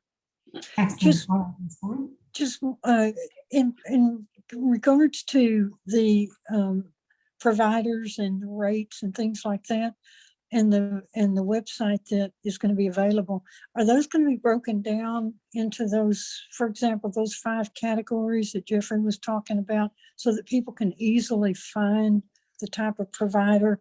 And also the other part of my question is, are y'all doing any comparisons to other states and other areas for what they're paying for services, or is it pretty much local comparison? How are those determined?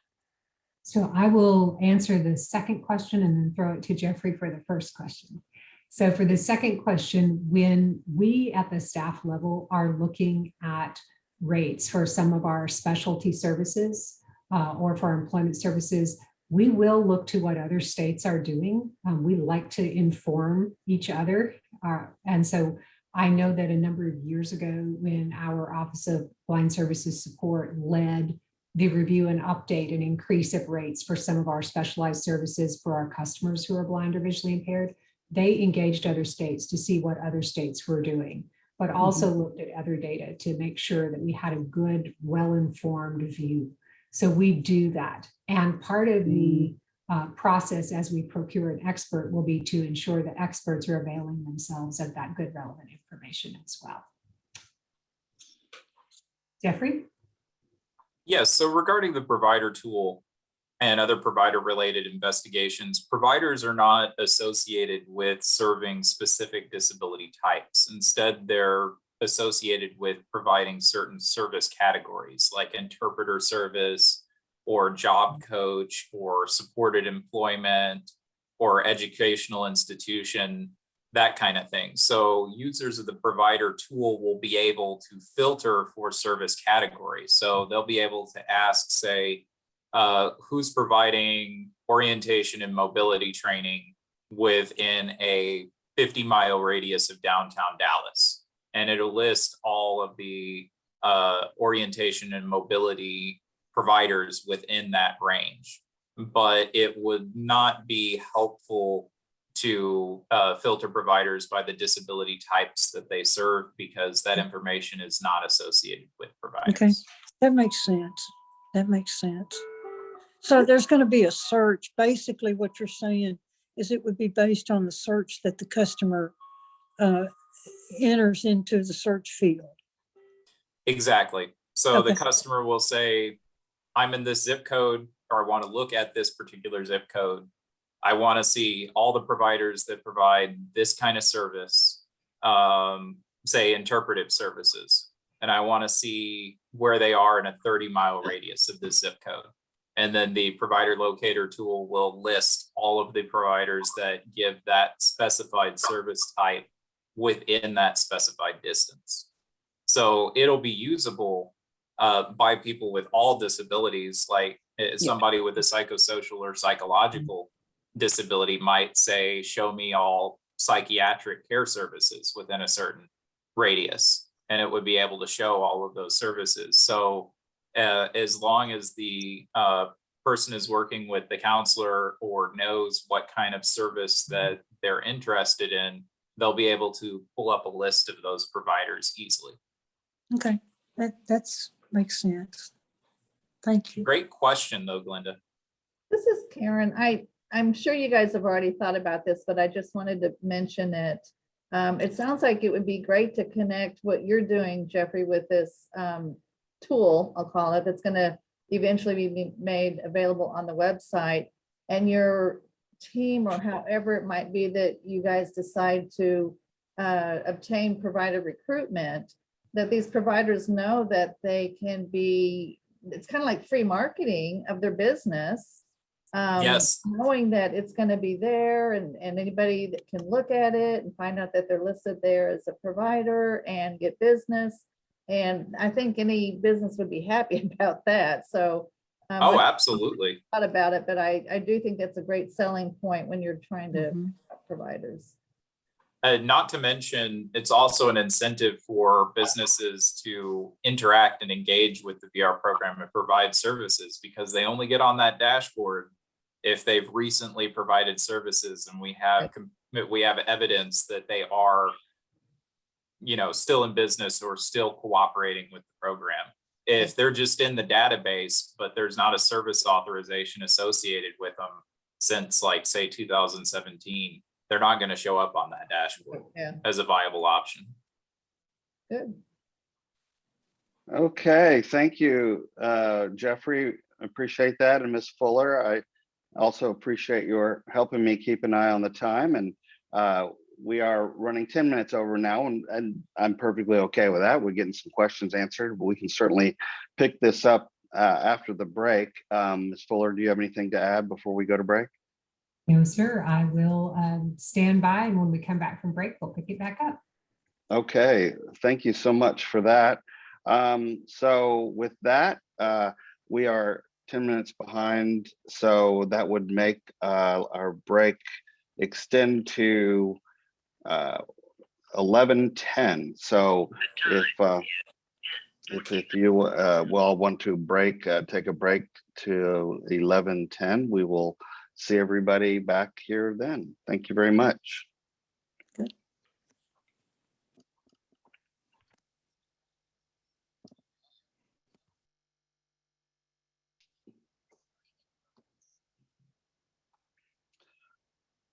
Okay, everybody, welcome back. And I apologize for my misreading of the clock. Apparently I need one of those round ones with the big hand and the little hand to be able to tell time. So apologize for that. Thankfully, Ms.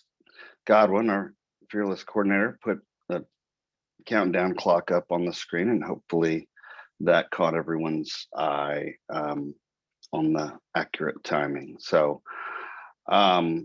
with that, I would like to say, I wanted to announce before we get started, Ms.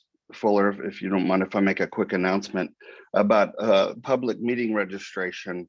Again, we've switched kind of our schedule. Usually public comment is tomorrow, but in our previous meetings with today, it's going to be after lunch. So if you're interested in submitting a public comment, 3 minutes public comment, please register for that and message Ms. Godwin to give her notice that you would like to give public comment so that she can let me know and I can recognize you when the time is upon us for that. So with that, I would like to yield the floor to Ms. Fuller, BR Director, and ask her to go ahead and continue with her BR Division report. So Ms. Fuller.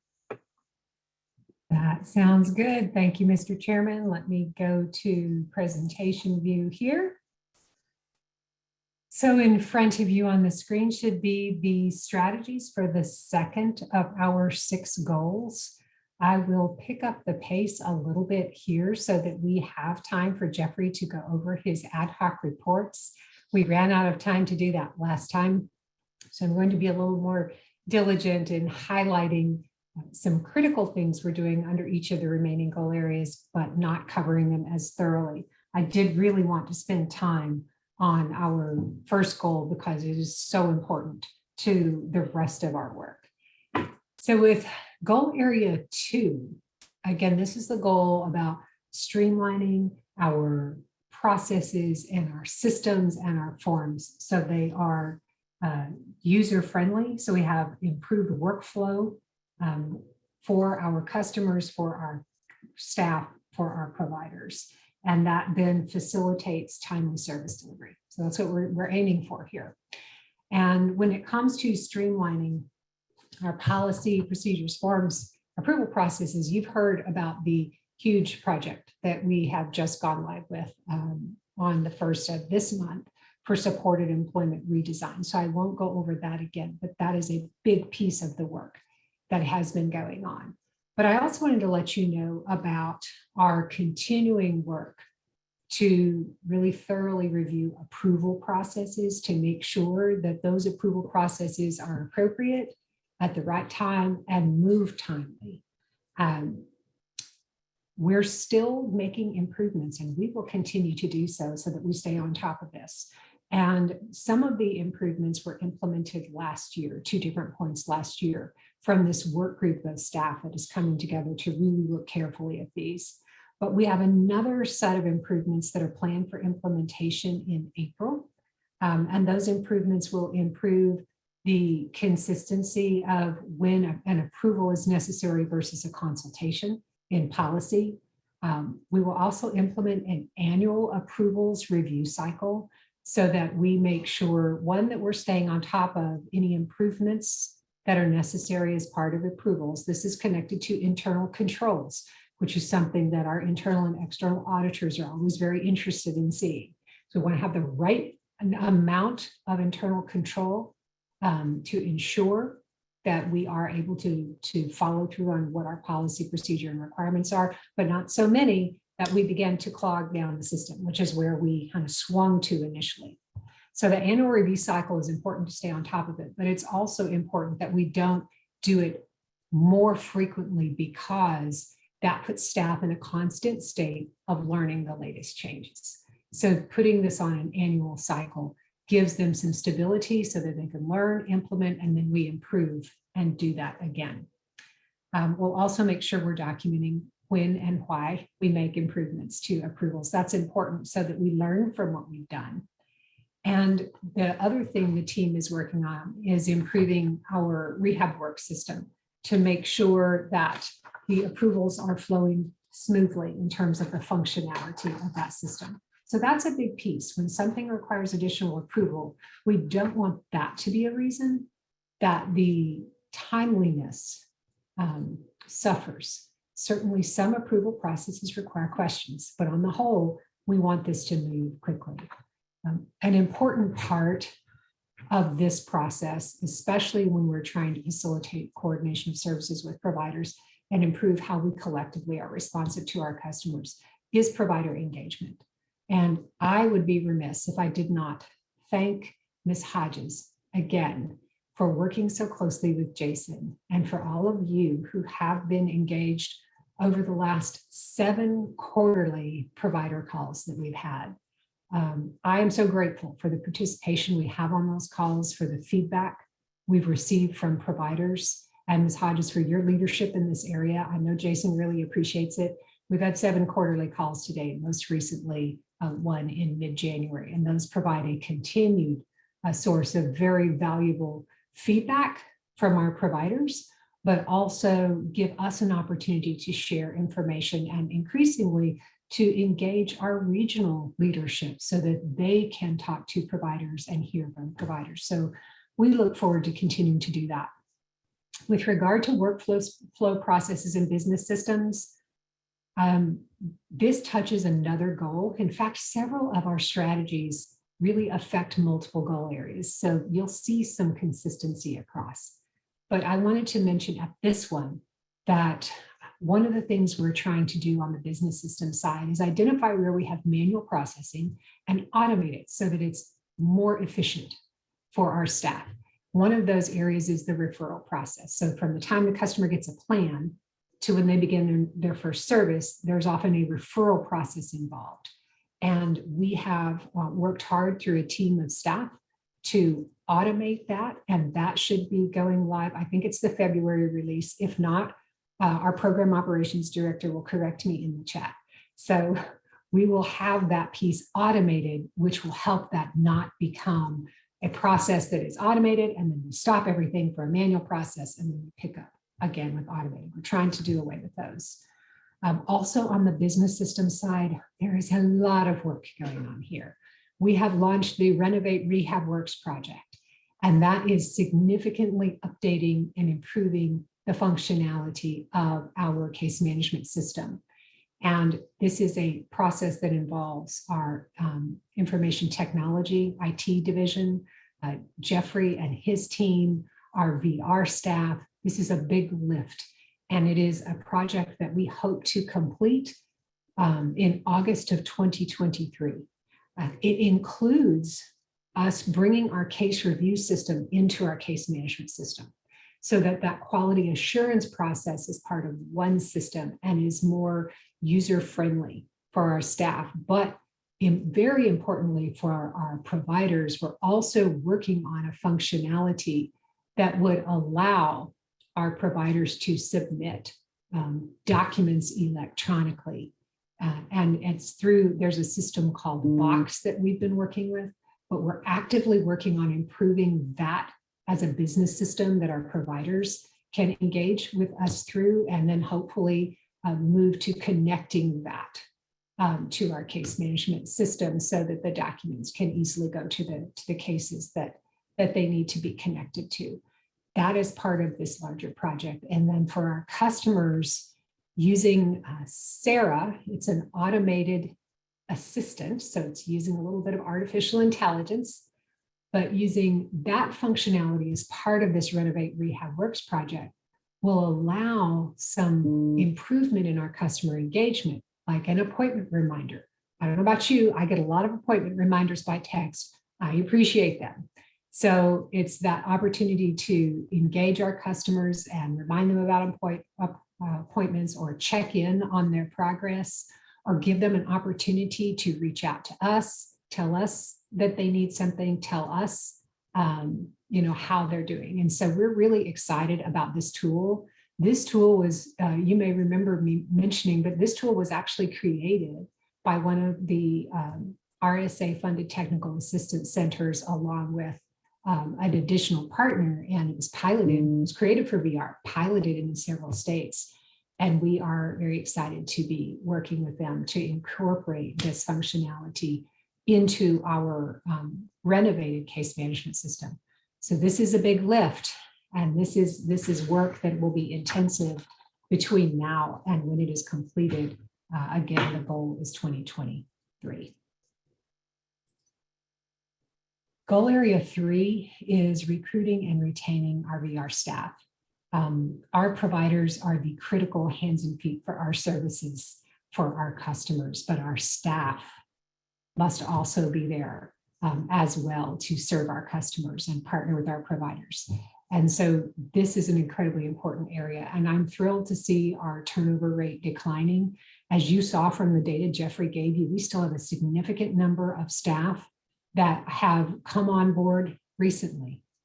We have staff that have worked only with us during the course of the pandemic. So we've been onboarding them, and that's all they know, right? Is this pandemic period. And that's true, I guess, for the workforce in many respects. But it is really important that we continue to work hard to recruit qualified candidates, but also to retain and engage them. Some of the things that we have completed with the first strategy to improve staff recruitment and retention, the hybrid operations plan does allow most positions the opportunity to work remotely. We know this is important to our staff. It's important to many employees across all of the labor force. We do have our priority for our staff that engage directly with our customers, that they have the majority of their time in the office. So 3 days a week in the office, opportunity to work remotely 2 days a week. There are some exceptions, like Chris Cole, their staff, they provide that residential service. So 4 days a week in the office at the center, 1 day a week, opportunity for remote work. For new staff, we know that when you're new, you really need additional supports around you. So they will have less frequency of remote work while they're in that initial probationary period and learning the job, so that they have the right supports around them. But we're working hard to make sure we're responsive to the needs and expectations of today's workforce with regard to those choices for opportunities to work remotely. We're also working hard to recognize our staff, and that happens a couple of ways. Certainly, it happens through the opportunity to receive a merit if your performance is above and beyond. So it's for exceptional performance. And we just rolled out a new merit plan that will allow our supervisors to award merits throughout the year instead of at one point in the year, so that a counselor, a rehabilitation assistant, any staff member that is performing exceptionally, the manager has an opportunity to provide that either one-time merit, so it's just a one-time payment, or to provide a merit in terms of increased salary. And so we will look forward to being able to do that throughout the year, which really gives recognition opportunities throughout the year. In addition, we have expanded our career ladders for several critical positions because, again, this gives our staff an opportunity to grow. So what we just rolled out this week is an expansion to career ladders so that we create a senior position for counselors, rehabilitation assistants, and for regional program specialists and for unit support coordinators. I think I got that right. Yes, I did. So these are important positions that serve our customers or that provide critical support from the regional level to the field. We will continue to look at our career ladders to build them out and expand them, but these new career ladder positions will allow staff who meet the qualifications, who have the experience, who have the performance to step into senior level positions, which in turn helps to provide even additional support from that level of senior staff to our newer staff, and also expertise for our customers. So that just rolled out this week. We're also really looking intensively at our salary guidelines, especially starting salaries, to make sure those are competitive. Members, you circulated some information I think we got from the national level a few months ago, sometime last year, about how salaries not being competitive is very harmful in your ability to attract and retain. Because if you can attract, you can't retain. So we want to make sure our salaries are competitive. And we continue to look at that and have rolled out salary guidelines for counselors and rehabilitation assistants. We're looking at that for the rest of our staff with a priority on our direct service delivery staff. So those things are a critical part of this. And those are complete or almost complete, but training for our staff, critically important. And there are several efforts going on. We are working with our TWC Training and Development Department to redesign our new counselor training so it can be provided sooner in their tenure, so that it can be provided in modules that they can take and retake if they need a refresher, so that it is more just in time. Same will follow for our rehabilitation assistants. And then also we are about to put a procurement on the street for a provider who can provide a wide array of computer-based training on specific VR or disability-related topics to supplement that training. So our counselors and our direct service delivery staff and our managers can continue to access training to build their skills. Further, on our management development training side, we have issued the procurement, gotten the responses, and are about ready to contract, but we're not quite there. We're trying to finalize a contract with the selected vendor to establish management development training that would have 2 tracks. One is training specific to management and leadership in VR for current managers to build the manager's capacity to really lead and support their staff and customers. And 2, for those who are interested. So we want to build that bench. So for staff that aspire to be a manager, there would be a track for them. And so we are hopeful that that contract will be in place soon, and we'll be able to get that completed and rolled out in the coming months. Additional, more informal support and development for our managers and supervisors is that we have had for over a year now, maybe well over a year, a supervisor community of practice that meets regularly so that supervisors can get training and resources and brainstorm solutions and get support from each other. One is just now starting for our VR managers. So these are some of the things we're working on, but there's more, and I will be back to you with that soon. With regard to goal area 4 and maximizing customer choice, again, that provider locator tool, I think, is a game changer for us, but it's not the only thing we need to do. One of the things we heard loud and clear in our needs assessment is that our staff needs more expertise on labor market information and tools. And you'll remember I told you that last fall, all staff serving our customers had opportunity to and attended training from labor market and career information. But one-time training does not get the full job done. So now we need to look at what else we need to do. Is it more in-depth training? Is it other kinds of resources we can have at our counselors' fingertips to make sure that they feel equipped to have those conversations and share that information with their customers? Also, on the provider locator tool, we've talked about how that can help that strategy to enhance our tools for our staff and customers on finding available providers. But the last piece on work incentives and benefits, this is something we've heard now for a couple of needs assessments, at least maybe 3. And we have intensive training that is provided by our state office program specialists to designated staff in the field, but we need to do more. Clearly, we need to do more. And so they are looking thoroughly at policy. They're reviewing all of the resources, thinking about what else we need to provide staff and customers to make sure they have access to the information they need to make decisions about their plans and goals, given the impact of work on their benefits. And we hope we can continue to show how work really does pay. But those tools are very important.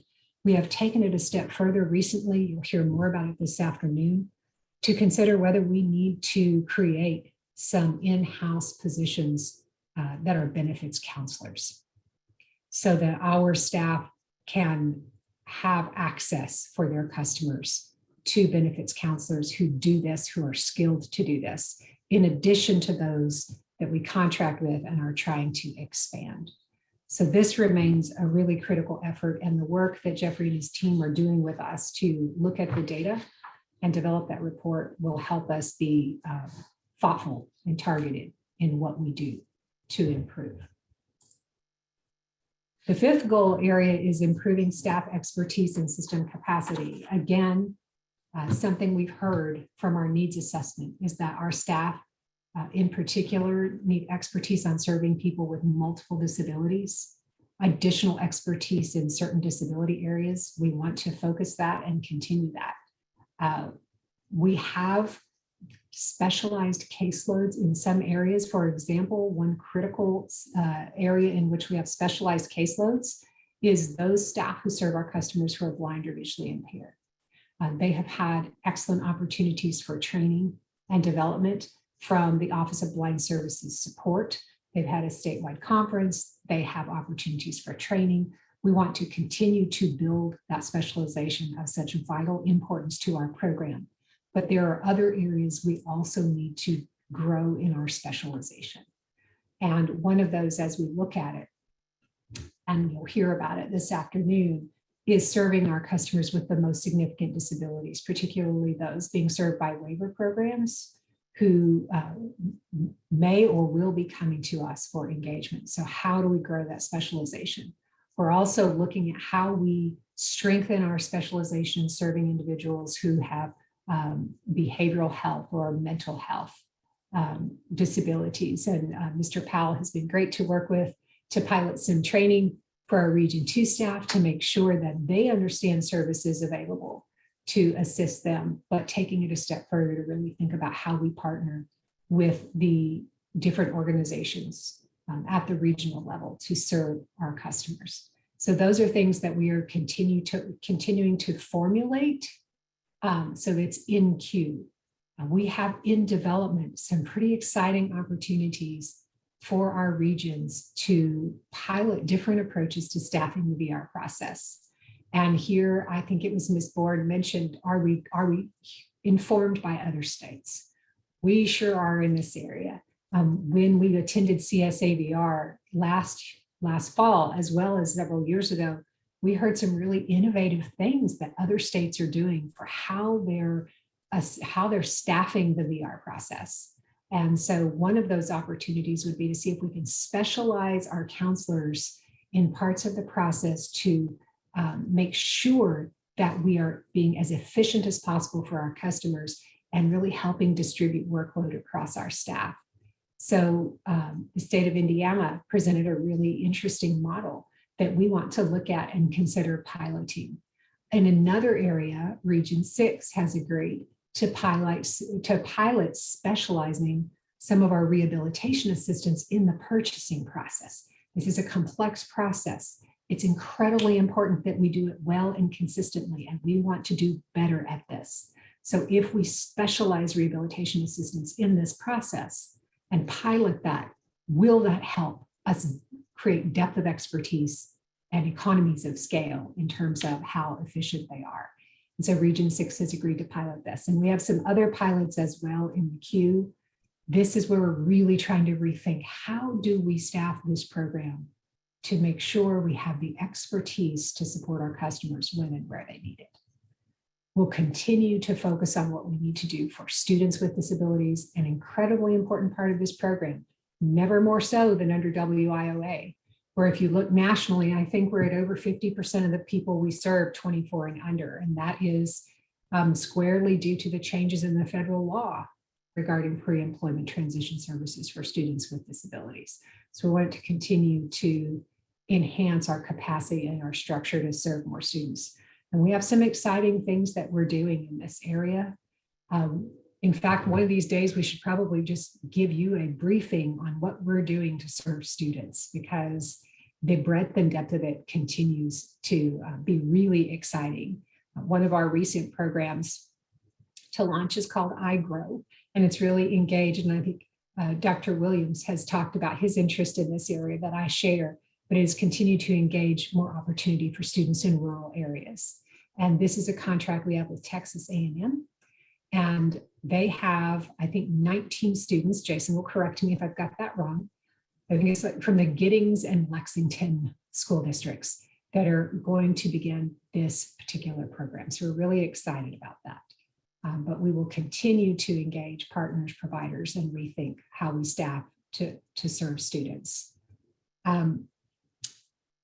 Lastly, I would say on this one that enhancing options for remote service delivery, one of the things that we are piloting is how we quickly get what we call full kit technology in the hands of customers who don't have it, but need it to engage with us and to engage in their services and in employment. And so Region 6 is piloting. I think they're even sharing the pilot with Region 5, so South Texas and Gulf Coast, of getting Chromebooks or Dell Latitude laptops loaded with all of the accessibility software to our customers that need them. So they can have full kit computer technology to participate just like we are today. And we're working with our IT division to pilot that. That is underway, and I'll look forward to coming back to you to let you know how that's going. But as we think about remote service delivery and how our customers can benefit from that, and therefore benefit from remote work options, we have to think about how we need to equip them. All right, goal area 6. This is increasing and enhancing our employer partnerships. And in this area, I will tell you that our team, business relations coordinators, our employment assistance specialists, our state office program specialists continue to work on what we need to do to raise awareness. They go out to employers, they provide presentations on disability etiquette, on hiring people with disabilities. Our employment assistance specialists just provide great support to employers on how they need to make their systems and workplaces accessible for people with disabilities. So this is very much in progress, as is in the refresh of our Texas Hireability campaign and the promotion of the We Hireability recognition decal for employers who have 10% or more of their workforce, Texas-based workforce, as people with disabilities. But one of the things we're working hard to do is in the area of the second strategy, which is expanding employer partnerships. Those 29 project search sites are a fantastic example of an employer partnership because the program is taking place at the employer's location. But in addition, we have just launched the Skills to Employment project in this last year. And our goal was to have 2 projects in every region and grow from there. And Skills to Employment, so project search is more for our students and youth. Skills to Employment is about, is focused on adults. It's focused on a small cohort of our customers who may not perform as well in the traditional interview practices, selection practices, or who don't have much work experience. So the program is intended to give them opportunity and to level that playing field by working with a provider, an employer, and VR staff to have that small group get that work readiness training in the context of the employer's work site, then have paid work experience where they're doing the work and the employer can see that they can do the work, which will then hopefully lead to that full-time employment for that customer. And so for that employment opportunity. So that's that continuum in small cohorts. We have Region 3 has been working with Caterpillar, Region 5 with Harris Health. I think Region 2 has been working as one of their pilots with Bed Bath & Beyond with the goal to launch in April. Every region has one or more of these partnerships that are in process. And so as they get finalized, then we will keep you posted.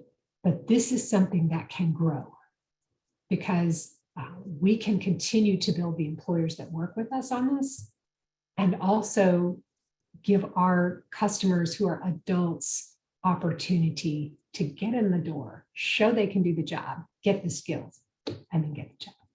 And so that's something we're really excited about here. So with that, that is a very quick speed through some highlights of our strategies. Members, do you have questions about that before I give you my last piece and then turn it over to Jeffrey?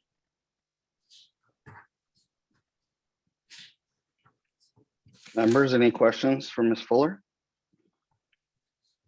Not a question, just to say that I'm thrilled to hear about the pursuit of the electronic submission process between VR staff and providers. I think I mentioned it in my written comments in the chat, but I really feel like this will address a lot of the issues in terms of provider payment timeliness and a lot of those other challenges. So just kudos to your team for pursuing what I'm sure is a very difficult, in terms of data security and things, a very difficult project. So thank you to you and your team for pursuing that. Well, I appreciate that. And, we're really trying to figure out what we need to do to create systems that set us all up for success, right? That make that flow of invoicing and reporting smoother and make it easier for our staff to timely enter and track and process. So this is a work in process. We appreciate our providers working with us on this and making us aware where they have challenges, because that helps us pinpoint where we may need to really hone in. So we're going to keep at this because it's really important. It's really important for our providers and our staff. There's a lot to keep in mind that you've gone over this morning. I had questions ran through my mind as I listened, but now I can't remember them all. Do you see cycles, Cheryl, in some of this that, some things have been done in a different kind of way, but they're coming back to be reviewed and renewed and updated? And for example, some of the projects that are being tried and just out of curiosity. Yes, ma'am. Cycles. We have learned, I think, and part of the thing that kind of begins to make us laugh after we've been around a minute or two is there are no new ideas. There are just new people.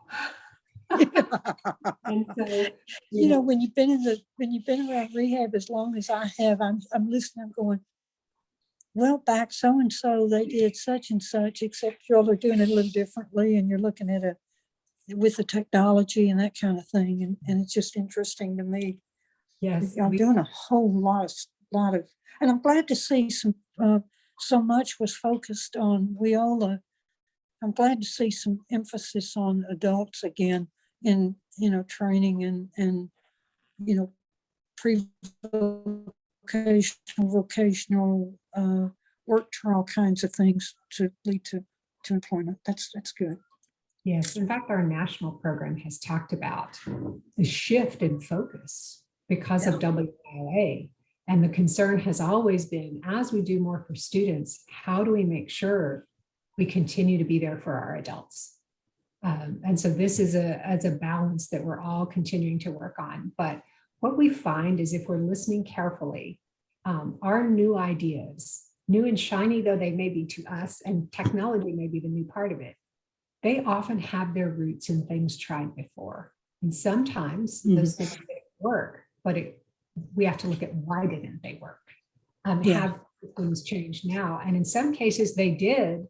And Mr. Cerna most recently was encouraging our senior management team last week, think about what used to work. And if we stop doing it, why? Is it because we needed to do it differently because the time has changed, or because we need to rethink doing it again in a new and better way?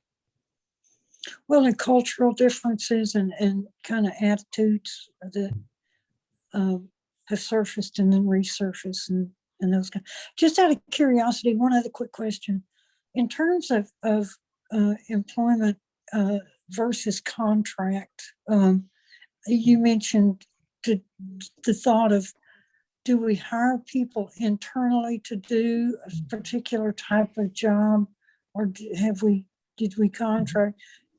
Do you find any difference in terms of what gets done and what gets done more efficiently and effectively, whether a job? Because I know that there for a long time there was talk of contracting services out.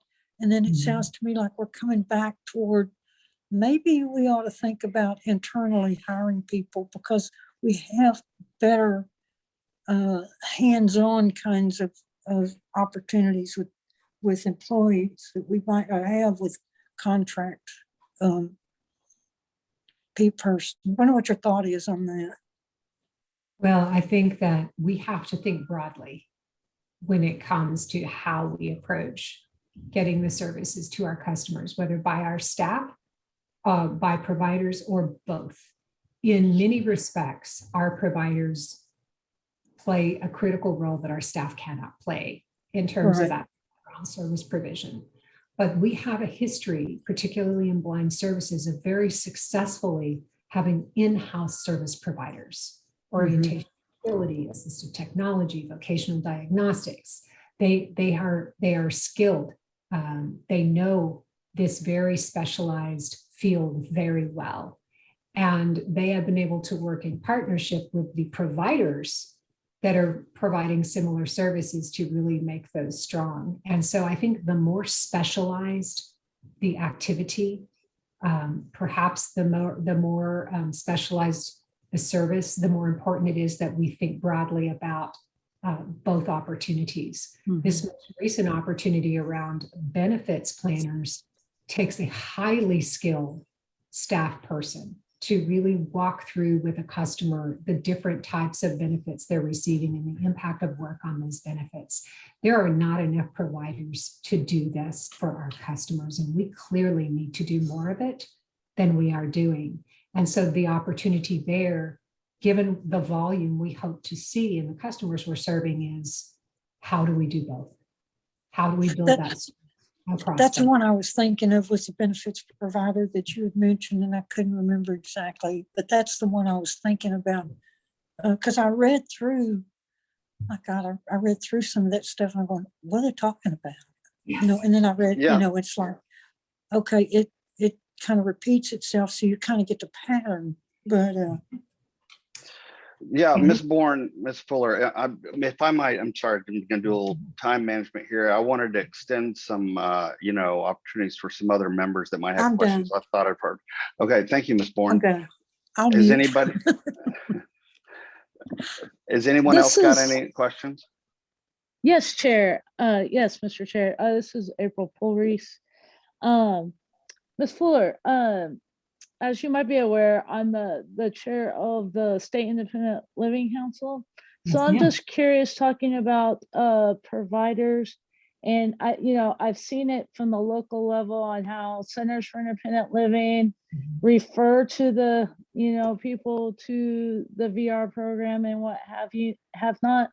I'm just curious, as far as we're talking about providers and resources, how that goes back the other way. Where does that fit in with referrals and with kind of combining the two services? You mentioned the blind program, so I know that was part of the split off. So I'm just curious on your point of view on that from the VR side of that. Thank you. You know, the Centers for Independent Living across the state are important partners for VR, also the independent living programs that stayed behind at HHSC, as well as our independent living program for older individuals who are blind. For some of our centers for independent living, they are contractors, they're providers for services for our VR program. And we always like to see that because that strengthens that tie with our community partners. So we have referrals then that go both ways for VR.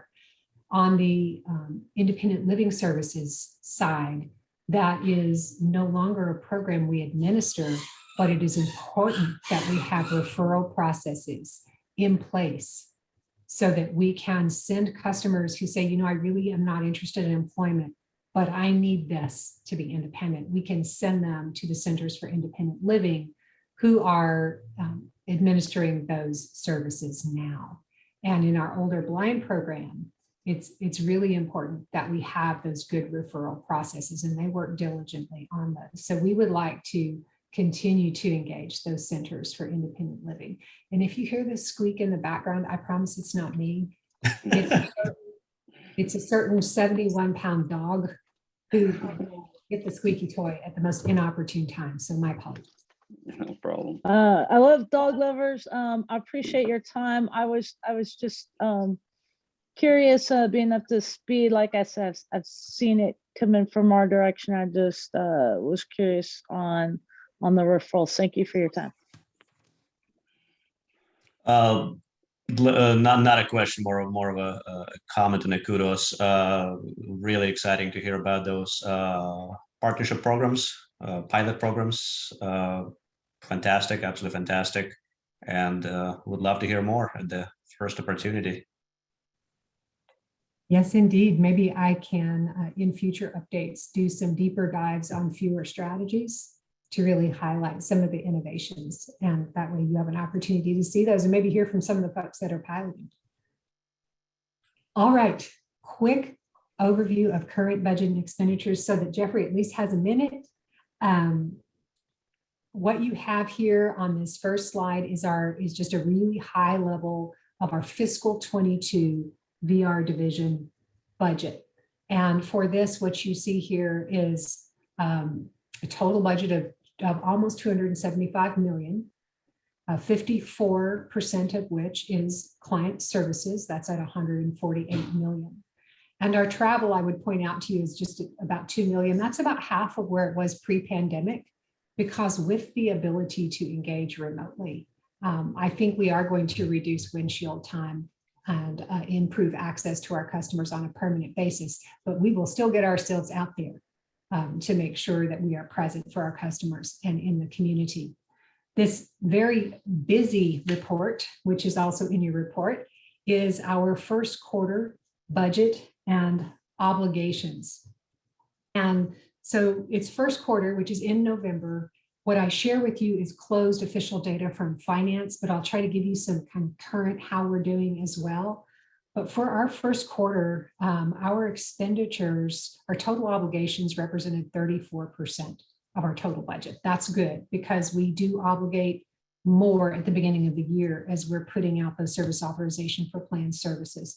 Expenditures alone were at about 17% of budget, which is okay because it does take time for those services to be delivered and those bills to come in. Travel, very, very low, just over 7,000 for obvious reasons, still very much working through the pandemic period.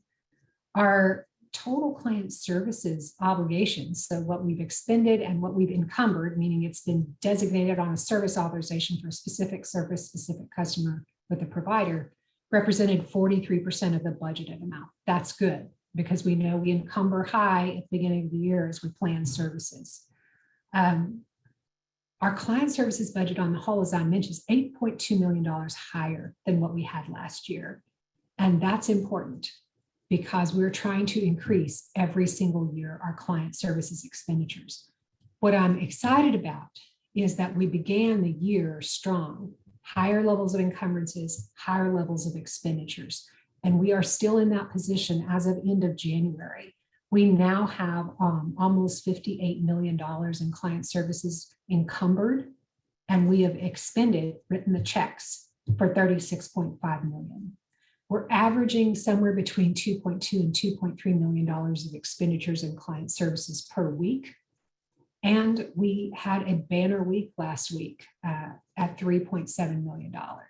Our regions have been working so hard to improve, first of all, timely availability of services to the greatest degree possible, and then making sure we're working hard to process those invoices. We still have work to do here, but we're going to stay at it. So I just wanted to give you that information as part of where we are on our budget and expenditures. We are working very hard to improve our ability to maximize our grant.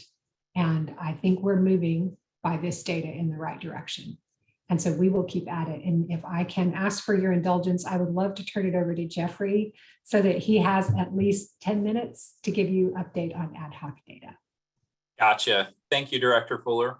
So buckle in because this is going to be the quickest run through of ad hoc reports you've likely experienced. First, I want to introduce a ad hoc report that my team prepared back in December regarding questions about provider trends. So I'm going to attempt to share my screen and hopefully things will cooperate.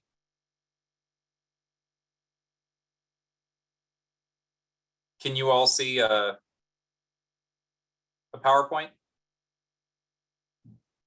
Excellent. Yes. Jeffrey, Okay. just remember, you've got some blind, so try to be a little specific if you're, instead of here and there and generalities if you can. Thank you. Absolutely. Yes, ma'am. I will keep that in mind. Also, this report is available in the RCT binder, and it was checked for accessibility. So that resource is available to all RCT members. The first slide we're looking at is tracking the number of unique active VR service providers. And what we noticed going from state fiscal year 2016 to 2021 is that although our participants served numbers decreased, the number of unique service providers decreased at a much faster rate.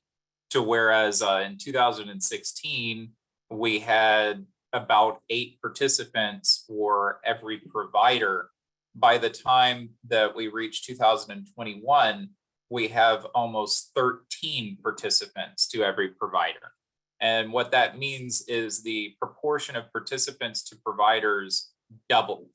So the factor by which unique providers decreased was twice that of participants. And that is representative of the loss in provider base we saw back in 2016 and 2017, which rapidly accelerated in 2020 and 2021.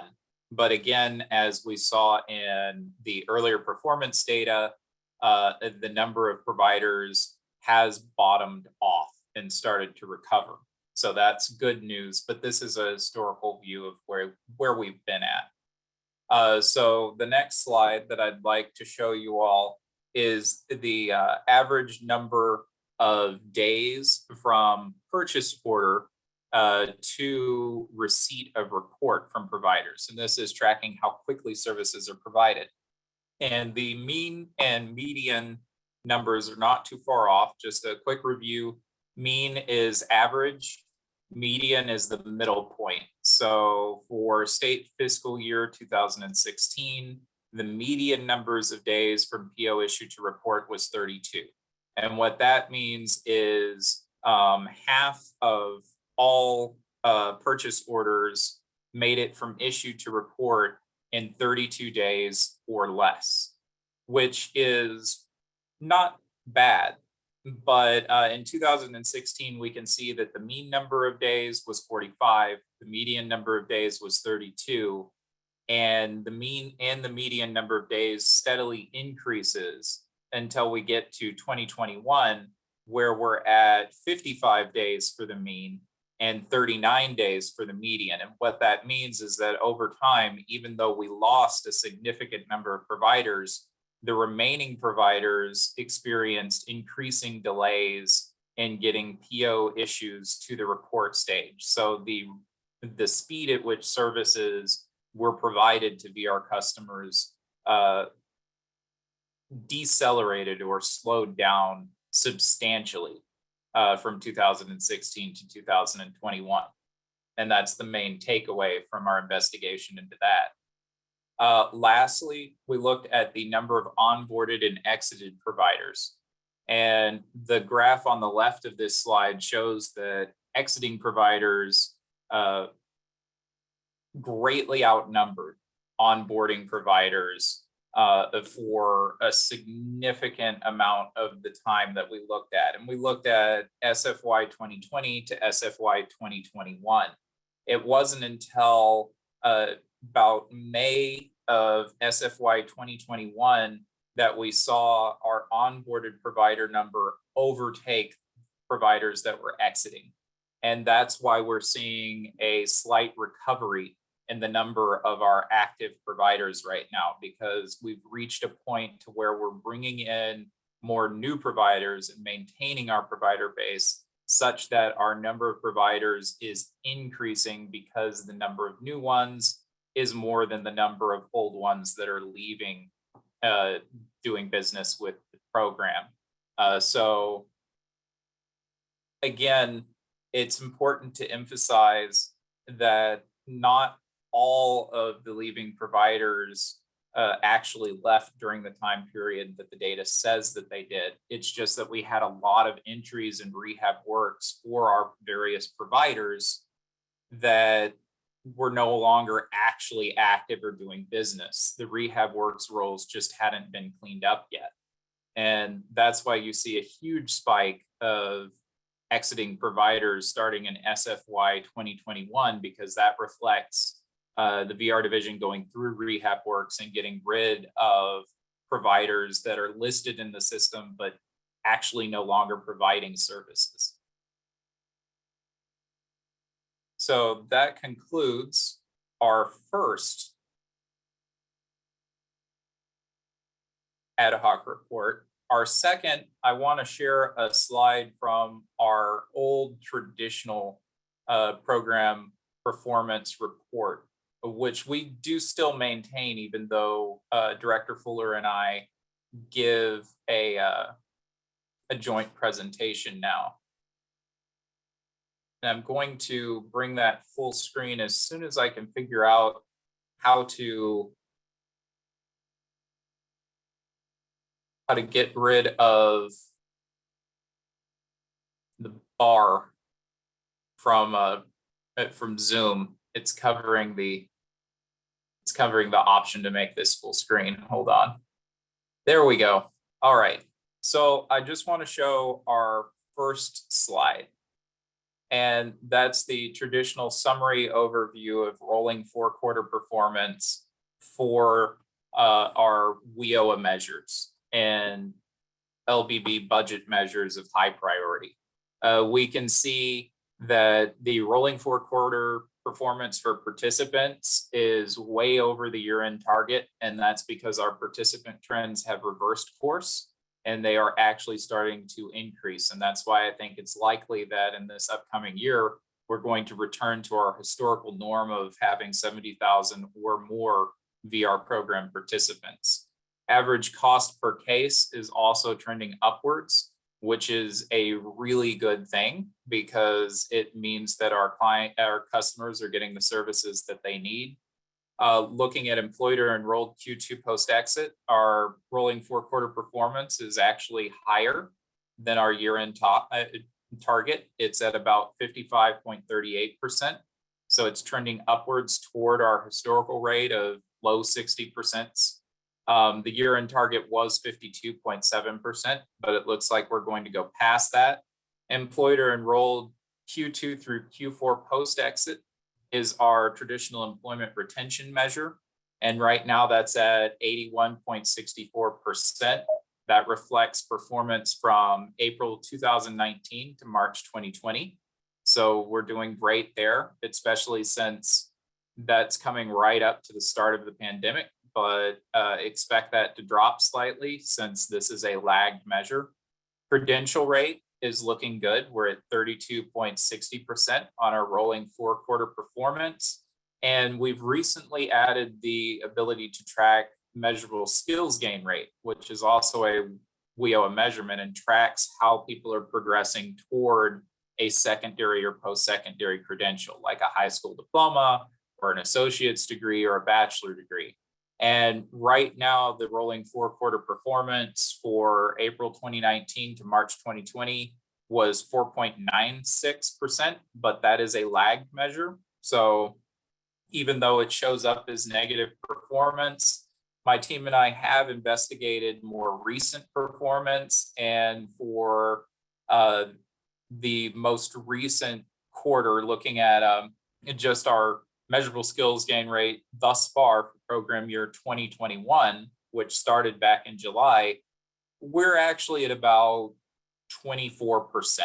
So we're doing well on this target. It's just that a rolling 4-quarter performance doesn't really capture MSG appropriately. So my team and I are investigating just replacing a rolling 4-quarter measure for MSG rate with looking at a quarterly rate for the current program year. Even though that's a little bit of a departure from the way that our SA looks at it, it's going to give you all a more accurate view of what MSG rate is for the current program year. And that concludes our run through of ad hoc reports, are there any questions?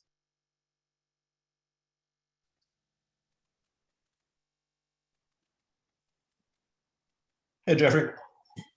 Yes. I was wondering on that performance update report that you that we continue to maintain. Is it possible to, on page 2, and just wherever appropriate, to include some historical data so we can clearly see trending up or trending down? So it's just a bit of a chartmanship. You know, I know you have the data, right? Clearly, you've done the analysis, but it'd be nice to see just one shot. Yes, we're meeting the target, but we're trending down, or we're not meeting the target, but we're trending up over the past X years. Understood. We can certainly look into that. In other slides in the historical performance presentation, we do show the WIOA measures by state fiscal year or by whichever year of exit the measure is based on. And we show that for all VR, as well as regions, and as well as the 5 RSA disability types. So that information is contained in the current PowerPoint slide, which is in the members' binders, but we can certainly look into ways to streamline and better communicate that information in a summary slide. Yeah, no, absolutely, yeah. Because at some of the detail pages, they don't have all of the categories broken down that you have on the summary on page 2. I think credential rate, for example, doesn't.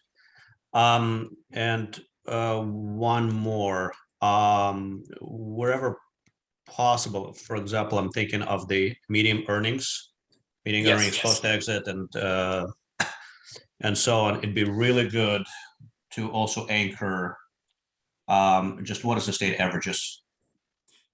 Absolutely. And I know it'd be an external source of information, right? But that'd be a really nice one to add. I know folks are looking into it, so it'd be really good to start seeing it. Absolutely. We don't have anything yet. The information is more difficult than anticipated to actually pull. But we are definitely working on it. So we should have that information available and can report out on it as an ad hoc presentation in our next RCT quarterly meeting. Awesome. What's the difficulty? I'm just curious. The difficulty is that current LMI tools don't look at wages on a median quarterly basis like the RSA approach to VR program does. So what we need to do is go in and look at all of the quarterly wage records for the state of Texas and calculate median quarterly earnings for that. And we also discovered that there's 2 different customer types in the VR program. There's youth customers, and then there's adult customers. And so we need to look at youth customers in terms of median entry level job wages, and the adult customers compared to the 21 to 64 working adult median wage. Yeah. Makes sense. Thanks, Jeffrey. My pleasure. Thank you, Mr. Miller. And we know Mr. Goldenstein loves his numbers and stats. So I certainly would have expected that question, if not more. So thanks, Mr. Goldenstein. Appreciate your keeping an eye on that stuff. Anybody else have any questions for Mr. Miller?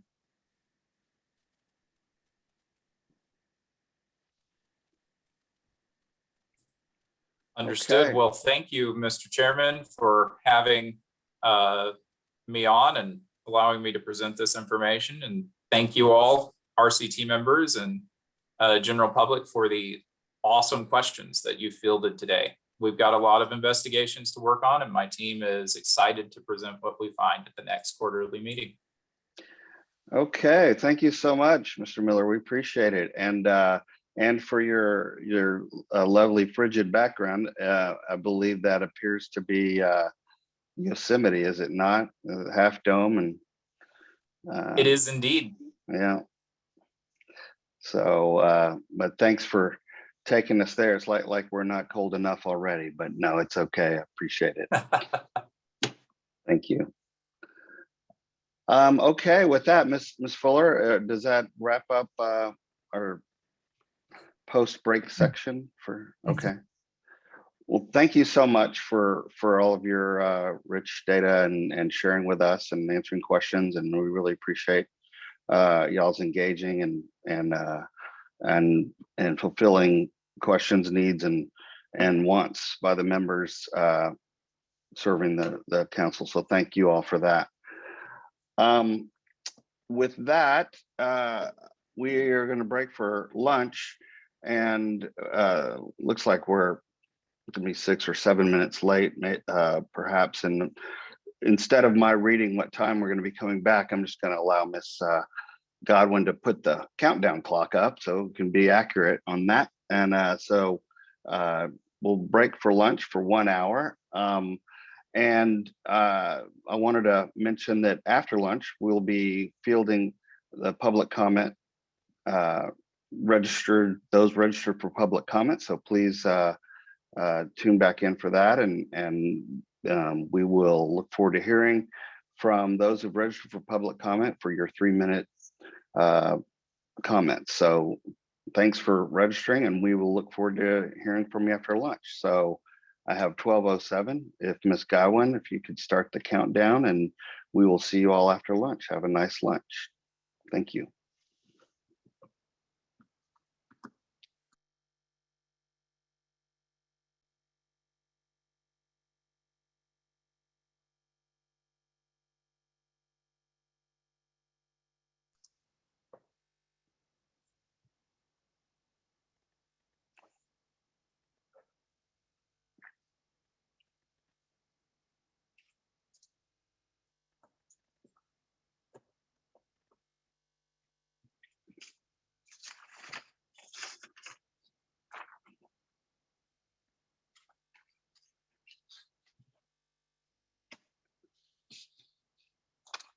Okay, hello everyone. Welcome back to the after lunch portion of our quarterly meeting. First day of it, or actually it's considered one whole meeting, so beginning of our meeting. We're going to now field the public comment for those that have registered, and we are grateful to have 5 people that have registered. So I'm going to read your name out one at a time, and at that time you'll have 3 minutes to say your public comment, and it is just that. Members are to listen to the public comment. If they need clarification, please feel free to ask for clarification on that, but it's not an opportunity for open dialogue. This is for members to hear what public has to say, and time for us to listen. So let us go ahead and do that. And I'm going to ask Ms. Godwin, our coordinator, to time each speaker for 3 minutes, please, and give them a gentle reminder with 15 seconds remaining that their time is running out in 15 seconds. And of course, we do the time limitation to give everybody a chance to have their public comment heard. So do appreciate respecting the clock on that. And Ms. Godwin, are you prepared to start on that, Ms. Godwin? I am ready. Okay, thank you so much. I guess we should start with, and I'm grateful to see his name back in the RCT, but former member Paul Hunt has registered to give public comment, and we would love to hear what Mr. Hunt has to say. Paul?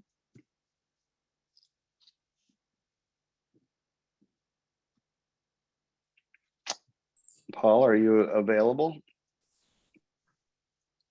I don't see him in attendance unless he's one of the phone calls. Okay, if he comes back, we'll just circle back around to him. So I guess we can move on down the list to Ms. Hale. Adrian Hale. I'm not seeing her either. If when Michael calls your name, if you will, please raise your hand if you could on the chat screen so that way I can see where you are and allow you to speak. Thank you, Lisa. Okay. And you know, if we maybe if you're like coming back from lunch or something and you come back and raise your hand, we'd certainly be glad to circle back and call you again. But how about Marjorie Washington?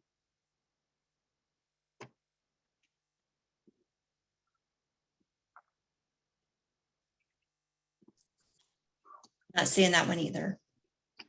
Okay. And what about Gilbert Valdez?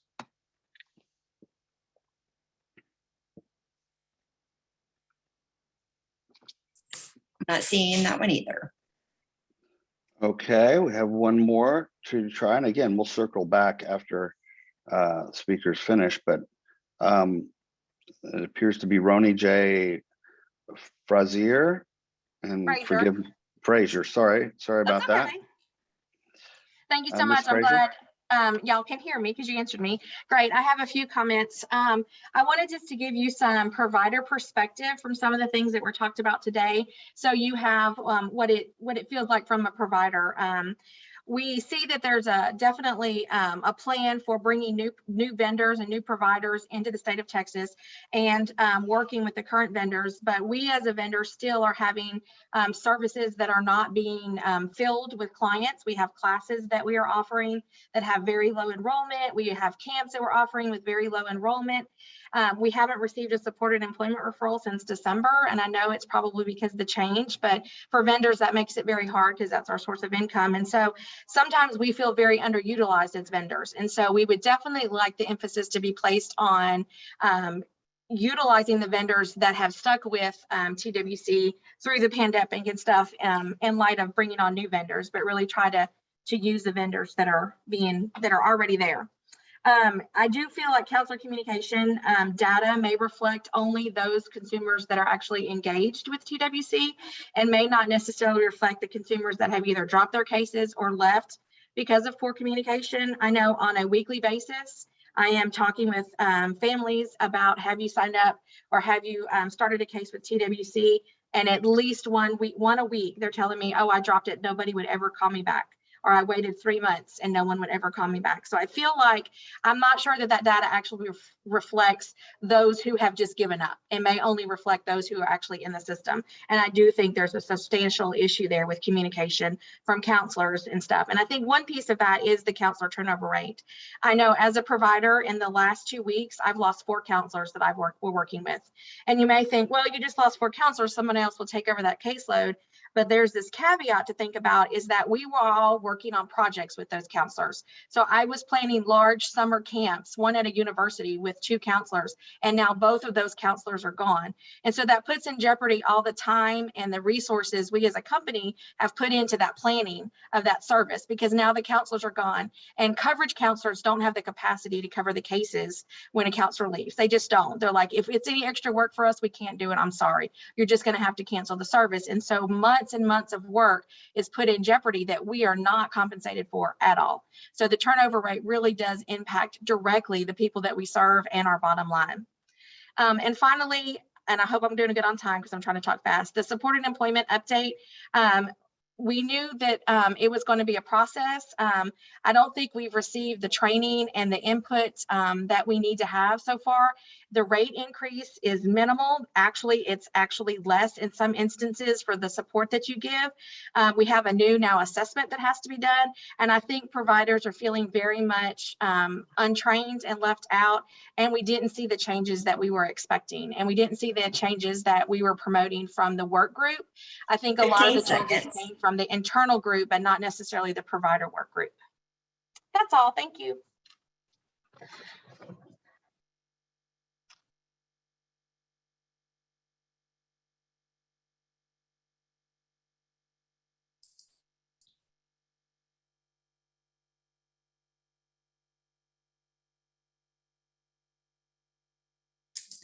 Mr. Chair, you're still muted. Sorry. My gosh, sorry about that. I just gave a great speech. Anyway, Ms. Fraser, thank you so much for your time and your comment. There are some notes been taken. Of course, it's on record. You may be hearing from somebody regarding some of these issues. So thanks for bringing them up. And so thanks for that. So let's see, back to the top of the list. Is Mr. Hunt available? Paul Hunt?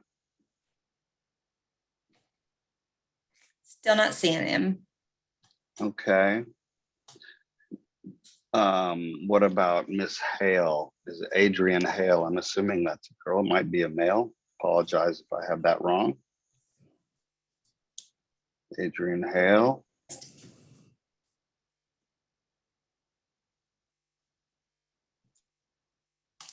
Nothing, Lisa? No, sir. Okay, thank you. Marjorie Washington, Miss Washington.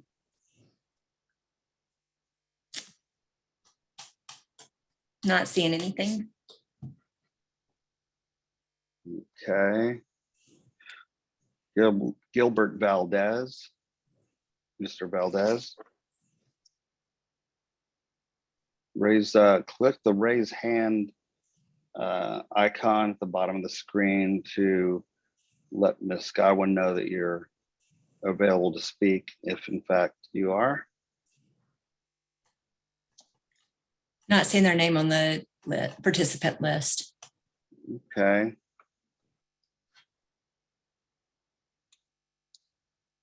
Well, certainly want to give these registrants opportunity to speak if in fact they return. So we've got some time left in our public comment window, but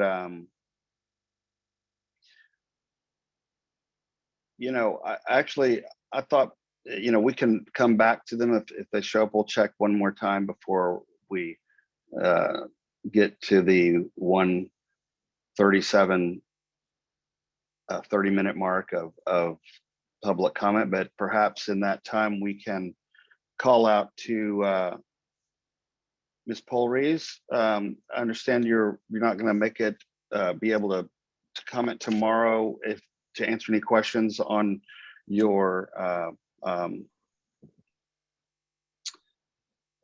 committee reports. Are you available would you like to say anything about that now or answer any questions? Oh, well, I appreciate that, Mr. Chair. And actually we had some changes over at the Silk. So I will be here tomorrow and I'll be happy to give my report tomorrow as scheduled.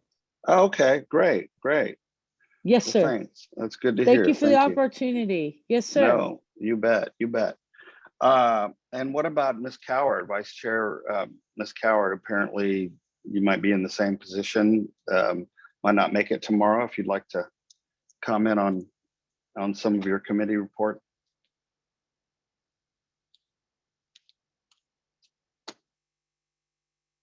Is the Vice Chair in the room?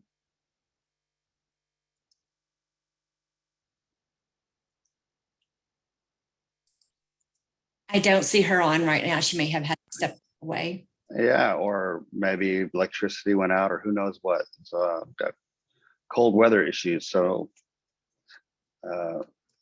myriad of things could be happening. So hope she's okay and doing well. But her report is in the binder. So any questions that anybody has, feel free to, any members have checked the binder, and it's Coward's, the Vice Chair's comments are in there regarding her section. But how about any of public comment registries? Says Mr. Hunt, have you arrived by any chance? Mr. Chairman, I just talked to him. He's not going to comment today. He may comment in the next meeting. Very well. Thank you very much, Ms. Bourne. He's in another training situation, so he's not going to do it today. Very well. Thank you for that. I appreciate that. What about Ms. Hale?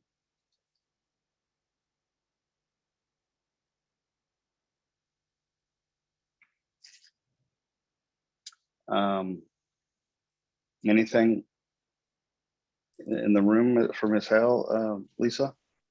No, sir. Okay, thanks. Marjorie Washington? No, sir. Okay. Gilbert Valdez.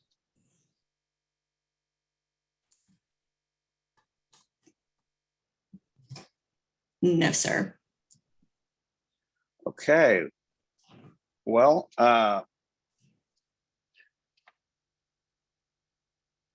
we're coming up on a few minutes before the end of public comment, so I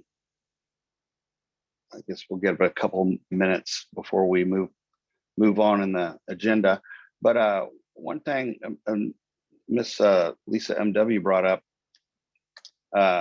yes, Gennady is the new chair of the guest satisfaction or customer satisfaction committee, but was that, let's see, what is that relative to Ms. Cowart's comments? Is that what you were referring to, Lisa? Yeah, Michael, I'm sorry, Mr. Chair, I assumed that when you were talking about the committee report for Lisa, you were talking about the customer satisfaction committee, but maybe it was a different one. Yeah, I think it was the PRN, right? Oh, okay. Okay, sorry, that was my bad. That's all right. That's all right. I appreciate you keeping an eye on things. Well, because I Trying to just keep wanted up to with make sure that Gennady has the opportunity to give his report. Absolutely. And he will tomorrow for sure. Yeah. Okay. Thank you for that, Lisa. Let us go ahead and move forward then with the BR Innovation Expansion Projects. Project 1, Employment First presenters. We've got Ms. Giesman, Mr. Vaden, and Rika Weintraub. Good afternoon, Mr. Chairman, and I am certainly not Cindy Geisman. However, it is my pleasure to give you a little introduction and let you know that Cindy is not going to be able to present today. She has been trying valiantly all morning to overcome weather-related technology issues. So we are going to step in, Jason and I, and cover her piece. But what I would like to do, members, is introduce you to this topic. Before we do, I would like to thank Ms. Frazier for her public comment and let her know we will be following up with her to discuss her concerns. This project is part of the standing agenda item, members, that you agreed that you would have on a go-forward basis after our last meeting. It's our opportunity to talk with you and hear your perspective and feedback on the projects and the strategies we are implementing to expand our services, serve more customers, and fully maximize our grant. We know that continuing to serve more customers, serve them well, engage our providers is the bread and butter of what we need to do. But in addition, we must pursue special projects that really help us grow. And this is the first of those that we would like to present to you. This is a project that we certainly credit our partners, partner stakeholders and partner agencies with. In part, it is a continuation of conversation you've heard first from our colleagues with Texas APSI and also from our staff, talking about what we need to do to improve services to those with most significant disabilities. So we're excited to share this with you. This is in the early formulation phase, and our plan is to move forward from here, but we'd love to lay it out for you and have your feedback. So with that, I will turn it over to Jason Vaden and Rika Weintraub, who will take it from here. Ready. Thank you. Good afternoon, council members. We appreciate having some of the time in your meeting to be able to share some what we think is very exciting news with you. We do have a brief slide deck here. That slide deck will be made available to you, and it is fully accessible. And we'll ensure that as we go through this presentation, we're able to speak to the content that's on each of the slides. But before we shift and move through the slides, I do just want to mention and note that back in May of last year, the council heard from a couple of representatives from APSE, the Association of People Supporting Employment First, who gave us a very detailed overview of Employment First. And in their presentation, they really encouraged us as a system to get out there and partner with our partner agencies, specifically HHSC and TEA, in order to be able to work to improve our services to individuals with the most significant disabilities, and then coming together to better serve and assist them in working to gain competitive integrated employment. As a follow-up to that meeting in August, you heard from one of our state office staff, Sarah Kendall. Many of you know Sarah, and she gave a presentation about the partnership efforts, how HHSC and the BR program have collaborated over the years to work together to serve our mutual customers. And, that presentation also acknowledged that as a system, we need to do more to improve our services and specifically our coordination efforts, given all of the various complexities from a regulatory standpoint, a structural standpoint that exists between our agencies and between the various programs. So with that primer, we're going to go ahead and move into the presentation. If we can advance to the next slide, please. I want to spend just a minute providing some background on Texas's Employment First policy. As many of you know, back in 2013, the state adopted an Employment First policy. This was actually passed into law by the state legislature, and it was then codified in Texas Government Code, section 521.0244. Employment First establishes employment as the priority and really the preferred outcome for working age individuals with disabilities who also receive public benefits. That state law that was passed back in 2013 also requires the Workforce Commission, which what was DARS at the time as well, under the HHSC umbrella. So the Texas Workforce Commission, Health and Human Services Commission, and the TEA, the Texas Education Agency, to work towards developing their own policies and to collaborate with each other. And so to that end, TWC participated with both HHSC and TEA on the Employment First Task Force, which again was created by the law that was passed back in 2013. The responsibility of that group is really promoting competitive integrated opportunities, competitive integrated employment opportunities that really focus in on providing living wages for individuals with disabilities. And all that's in line with the state's Employment First policy. In addition, the Workforce Commission's 3-member commission formally adopted an Employment First policy for TWC that includes not only a policy, but also guiding principles.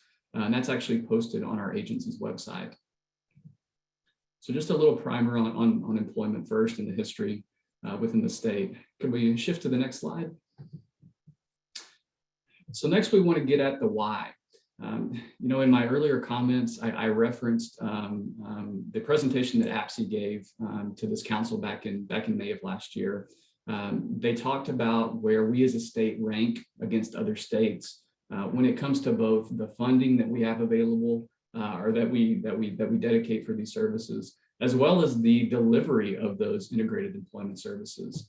And what you can see from the data on this slide is that we still have work to do.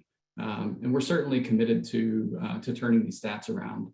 On the slide there, we cite the 2019 National Survey of State IDD Agencies Day and Employment Services. And as you can see there, unfortunately, we as a state are ranked towards the bottom when you compare us to other states. It's somewhat unfortunate, but only 7% of individuals in those day and employment services are in integrated employment services. And that's actually well below the national average, which is right around 22%. Also, funding for these services lags other states with total funding here in Texas at 4.7% compared to 11.3% nationally. Next slide, please.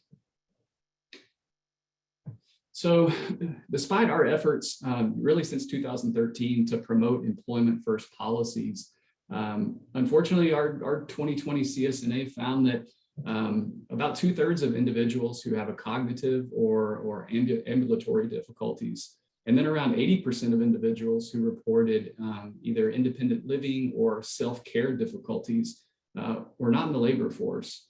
And this slide helps to provide some additional detailed information from the 2020 CSNA. I know you're all extremely familiar with this. We've been able to talk about this at a number of meetings, but I wanted to point to the employment rates for caseloads that have the highest proportion of those with the most significant disabilities. And again, unfortunate that employment outcomes in this area are lower in most cases than the overall VR total, which is right around 62% when you look at data from 2017 to 2019. We're doing pretty good when it comes to blind and visually impaired individuals. Those outcomes are actually a little bit above average, above the state's overall average. But as you can see, there are other areas where folks with the most significant disabilities are certainly lagging when it comes to achieving employment. Next slide, please.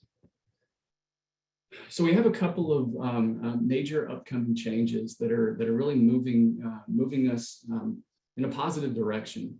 The first is an upcoming change to a federal rule, which will go into effect in March of 2023. So just to give you a little bit of history, back in 2014, the Federal Centers for Medicare and Medicaid Services, or CMS, I'll go ahead and use CMS for short here, they issued federal regulations that added some new requirements for settings where those Medicaid home and community-based services are provided.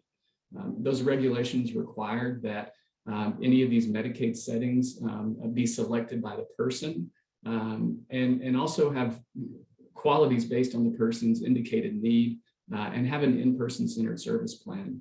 And so CMS gave states until March of 2023, I believe it's actually March 17th of 2023, to bring Medicaid programs into compliance with the regulations. Initially, there was not as much lead time, but those have been extended out due to some of the circumstances that we've encountered here over the course of the past couple of years. But very broadly speaking, the purpose of those federal regulations is to ensure that people who are receiving those home and community-based services are integrated into the community. Those settings must facilitate a person's choice, their informed choice regarding services and supports, and then also who provides those services and supports. And so moving forward, those types of settings must now be integrated and have support and access to the greater community. And so those would include opportunities like having opportunities for individuals to be able to seek employment and to work in those competitive integrated settings. Also to be able to engage in community life with others and have some additional control over personal resources. And then also more broadly speaking, receive services in the community just like anyone else can and does. I would encourage you, if you have more interest in this specifically, HHSC has a real wealth of information on the rule and all the associated steps that they are taking and that we will be partnering on collaboratively moving forward on their website. So if you have any interest in that, definitely recommend that you visit HHSC's website. The second kind of big driver that I want to spend just a couple of minutes on is the passage of Senate Bill 50. That's from the 87th regular session. So that would have been last year in 2021. And Senate Bill 50 requires HHSC to develop processes and procedures to ensure that certain Medicaid waiver recipients specifically those that want competitive integrated employment, have the opportunity to be able to achieve that goal. It also really reinforces and requires those processes to comply with the employment first policy that we noted earlier. And then also to identify strategies to increase the number of individuals receiving employment services from either TWC or from the waiver program. So definitely speaking to that collaboration between the agencies that's needed. I guess to sum this up in a nutshell, I would say that overall, these events are expected to increase the number of individuals, specifically those with the most significant disabilities, that will come to VR seeking services.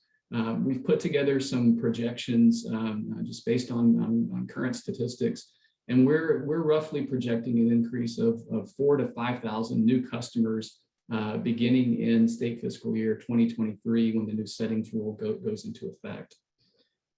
Next slide, please.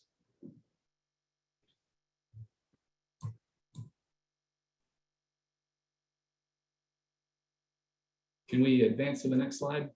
There we go. Thank you very much. All right, so this next slide really gets into what we're doing as an agency to prepare. The first and probably the most important thing is working to build a strategic framework. And that gets back to the points from earlier, which means us partnering with HHSC and with TEA to work together to develop that strategic framework that will allow us the opportunity to be able to carry out the requirements of that settings rule and also to be able to implement the Bill 50. We really see this as a strategic framework and a great mechanism for cross-agency collaboration. So working on things like improving our referrals and our data exchange systems, that's going to be critical to this effort.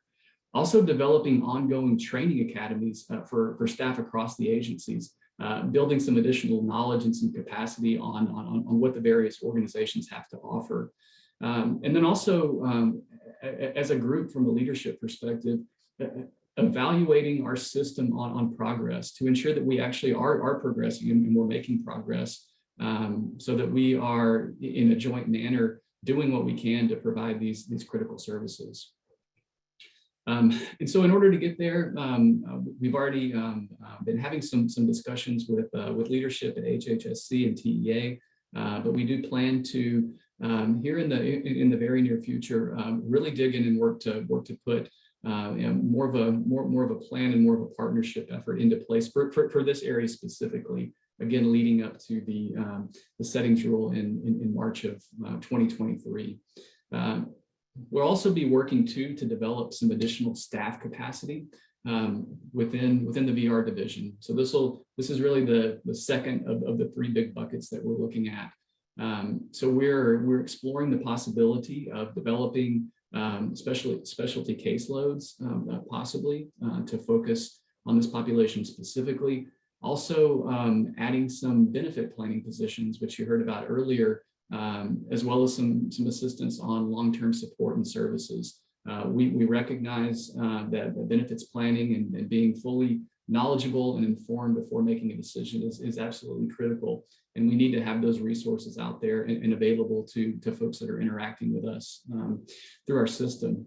And then also, as Ms. Fuller noted earlier too, increasing efforts to recruit providers. And in this area, I specifically want to reference additional providers that can help to provide some support from a benefits planning standpoint. Provider recruitment in general is going to be critical, especially when you look at the types of services, be it supported employment, be it customized employment that you're going to hear about in a little bit, us working to get that up off the ground. We're going to have that service delivery arm in place. And then last is working to develop and enhance really our overall continuum of services. And I mean, this gets back to the comments earlier about supported employment, extended services, job placement, paid work experience. We need to really have a very robust menu of services that are available as we're moving towards interacting and assisting more individuals with employment services. Next slide. All right, at this point, I am going to hand it off to Rika who's going to provide an update on service delivery efforts. So Rika. Thank you, Jason. Good afternoon, everyone. It's good to be here. If I haven't met you yet, I'm Rika Weintraub, a project manager in the VR division. As Jason was discussing, one of our major priorities is ensuring that we have a wide array of services available to effectively serve customers with disabilities, including customers with the most significant disabilities.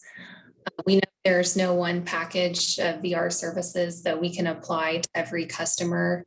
Our services are tailored to each individual based on their needs, their interests, and their informed choice. Our array of VR services is very large. It includes those services and goods that the customer needs to achieve CIE or competitive integrated employment. And that could look very different and vary from customer to customer. Some customers may need work readiness services to prepare them for the world of work. Others may benefit from work experiences where they can safely try out different types of jobs, build experience for their resume, and maybe even earn some wages. We know how crucial it is for customers who receive Social Security to receive benefits counseling and to really understand how going to work will impact their benefits. So as Jason said, this project in particular will include a special focus on increasing our capacity in the area of benefits counseling. And then supported employment, that's a service specifically designed to assist customers with the most significant disabilities. And in VR terms, most significant disability means that the individual has functional limitations in at least 3 of the 7 functional limitation areas. So on February 1st, just this week, we rolled out our new supported employment service delivery model. That model streamlined the service and reduced the form significantly by 41 pages. That work would not have turned out the way it did without the amazing commitment of a group of supported employment providers and VR staff who worked with us throughout the process. Without our partnership with UNTYs on training, and then also without the thoughtful feedback that we received from the RCT policy committee. So thank you very much for that.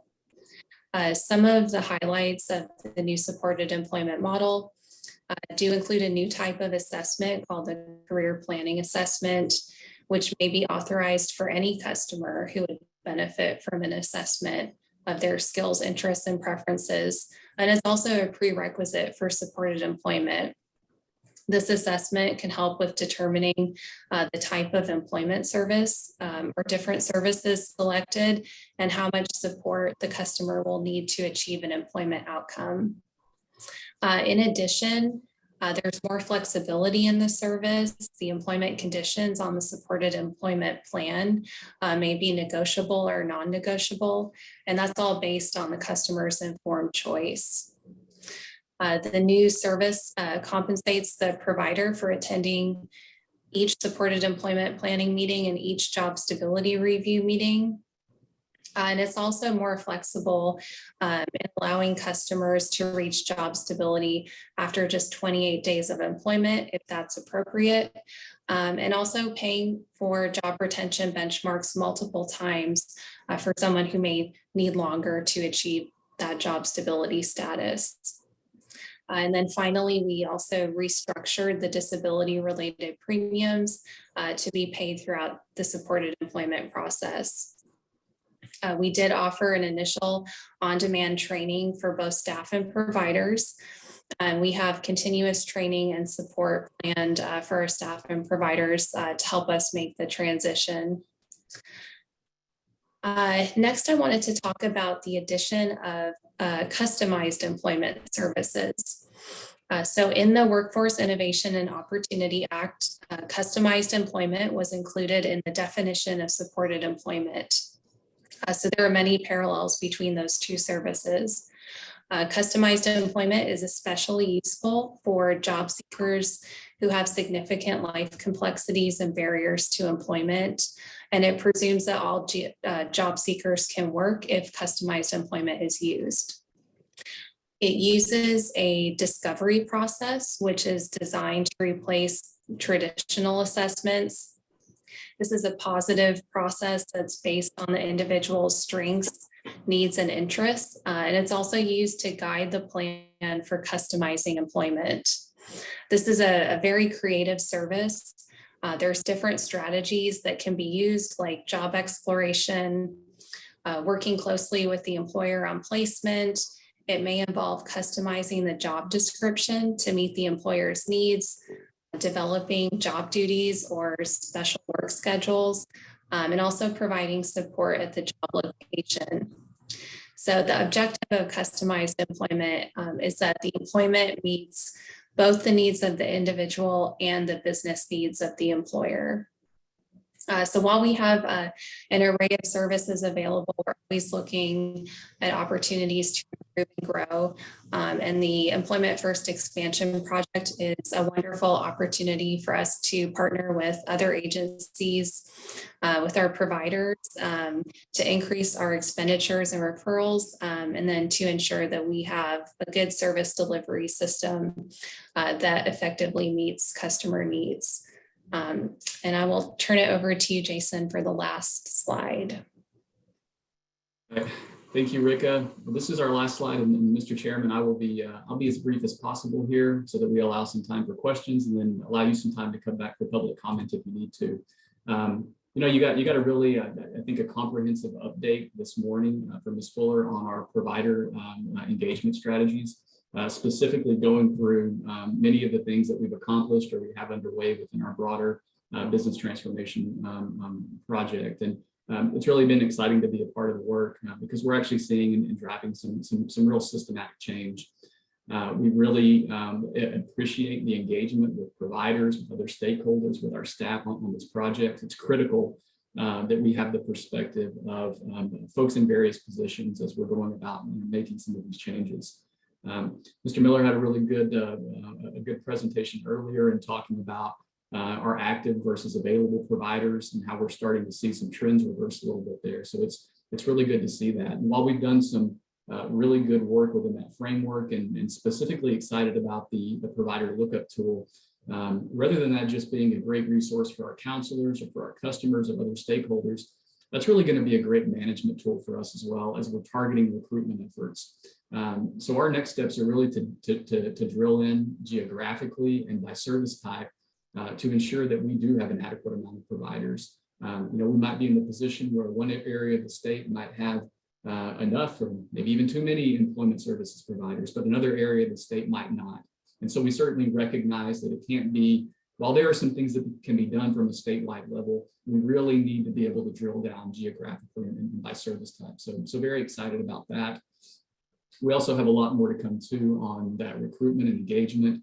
And I'm excited about some of the things that we're working on from a training perspective. We realize just how important that is. And so we've been pouring some resources into that work. And specifically, you heard this morning about more on-demand, real-time training that's meaningful, presented in small webinars or quickenars, as we call them, and then more in the way of FAQs and getting that information out and posted on our website is just, it's going to be important for us. The other thing I want to note is stakeholder engagement. And I echo the comments earlier about Ms. Hodges specifically. She was one that when I first came on board with VR, we were able to make a connection pretty quickly. And she's always been incredibly encouraging, but also one to get in there and to roll her sleeves up and help get the job done with us. It was never a, you need to do this. It's a, how can we help you? And so we've certainly appreciated her support and her partnership. And really, when it comes to stakeholder engagement, her coordination with the regional provider representatives, that was her idea. She brought that idea to the table, and it's been phenomenal. It's been great to have those regional representatives, and that has really resulted in a lot more communication and collaboration boots on the ground. So I can't thank her enough for her work in that area. She's worked tirelessly outside of her 9 to 5, which is actually probably more than just a 9 to 5. And also thank you again to those provider leads. We're seeing some really good stuff. We continue to have our quarterly meetings, and we'll continue those. But what I'm really most excited about is that has resulted in a framework that many of our regions are following as well, even down to their management level. So I really need to thank our regional directors and their deputy directors and their staff who are helping to lead that change. They are incredibly focused at the moment on provider recruitment and provider engagement, and also providing the utmost in customer service. So as was noted earlier, please reach out and make those connections. They are a phenomenal resource. With that, Mr. Chair, I know we are maybe right at about time here. I want to ensure that we have plenty of time for questions. So I will pause there and turn this back over to you. May I add one quick thing as we wrap up, Mr. Chairman? Yes, please. Members, I know that a critical part of this is how we serve our customers better and how we work together with our partners. But in addition, how we really build opportunity to maximize our grant. And so we are working with Jeffrey's team, and I'm going to try this one more time, see if I can get their division name right today. It's the Division of Information, Innovation, and Insight, which is definitely what we get from them. But we've been working to do some projections for what this could look like if we see the number of folks coming into our system 23, 24, 25, 26 that we would project. And there would be a projected average case cost of about $10,700 in that neighborhood. So what we could see in terms of increase in client services, probably 2023, it could be as much as 20 million. And then as we begin to get the different cohorts, different groups that come in each year in the process, and I should say it's going to be about, we project about 2.3 to 2.5 years that we would be serving these customers. So the cost would be spread out over that time. But what we would project is we could go from an investment of 20 million in the first year up to 40 and then 50, and then finding a leveling off place as we go forward and as we serve those folks that would be in that pipeline and hopefully interested in coming to work with us with employment services. So we do see some real opportunity here in both ways to better serve customers, to better partner, and then to maximize our grant. Great, thank you so much, Ms. Fuller and Mr. Vaden and Ms. Weintraub. Thank you all for your information, presentation, slideshow. And do any members have any questions for any of these parties?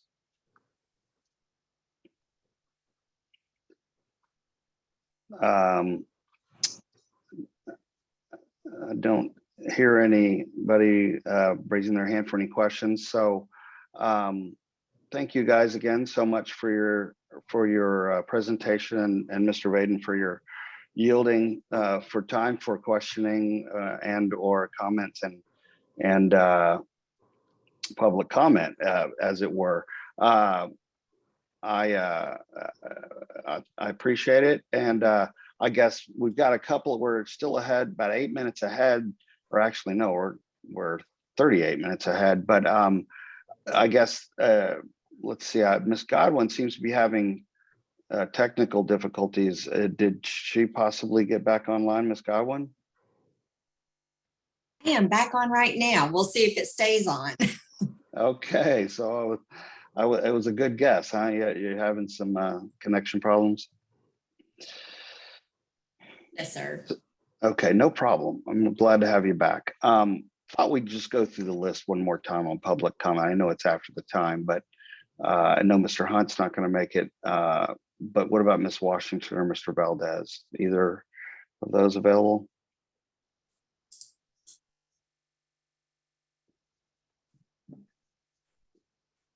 So it doesn't appear so.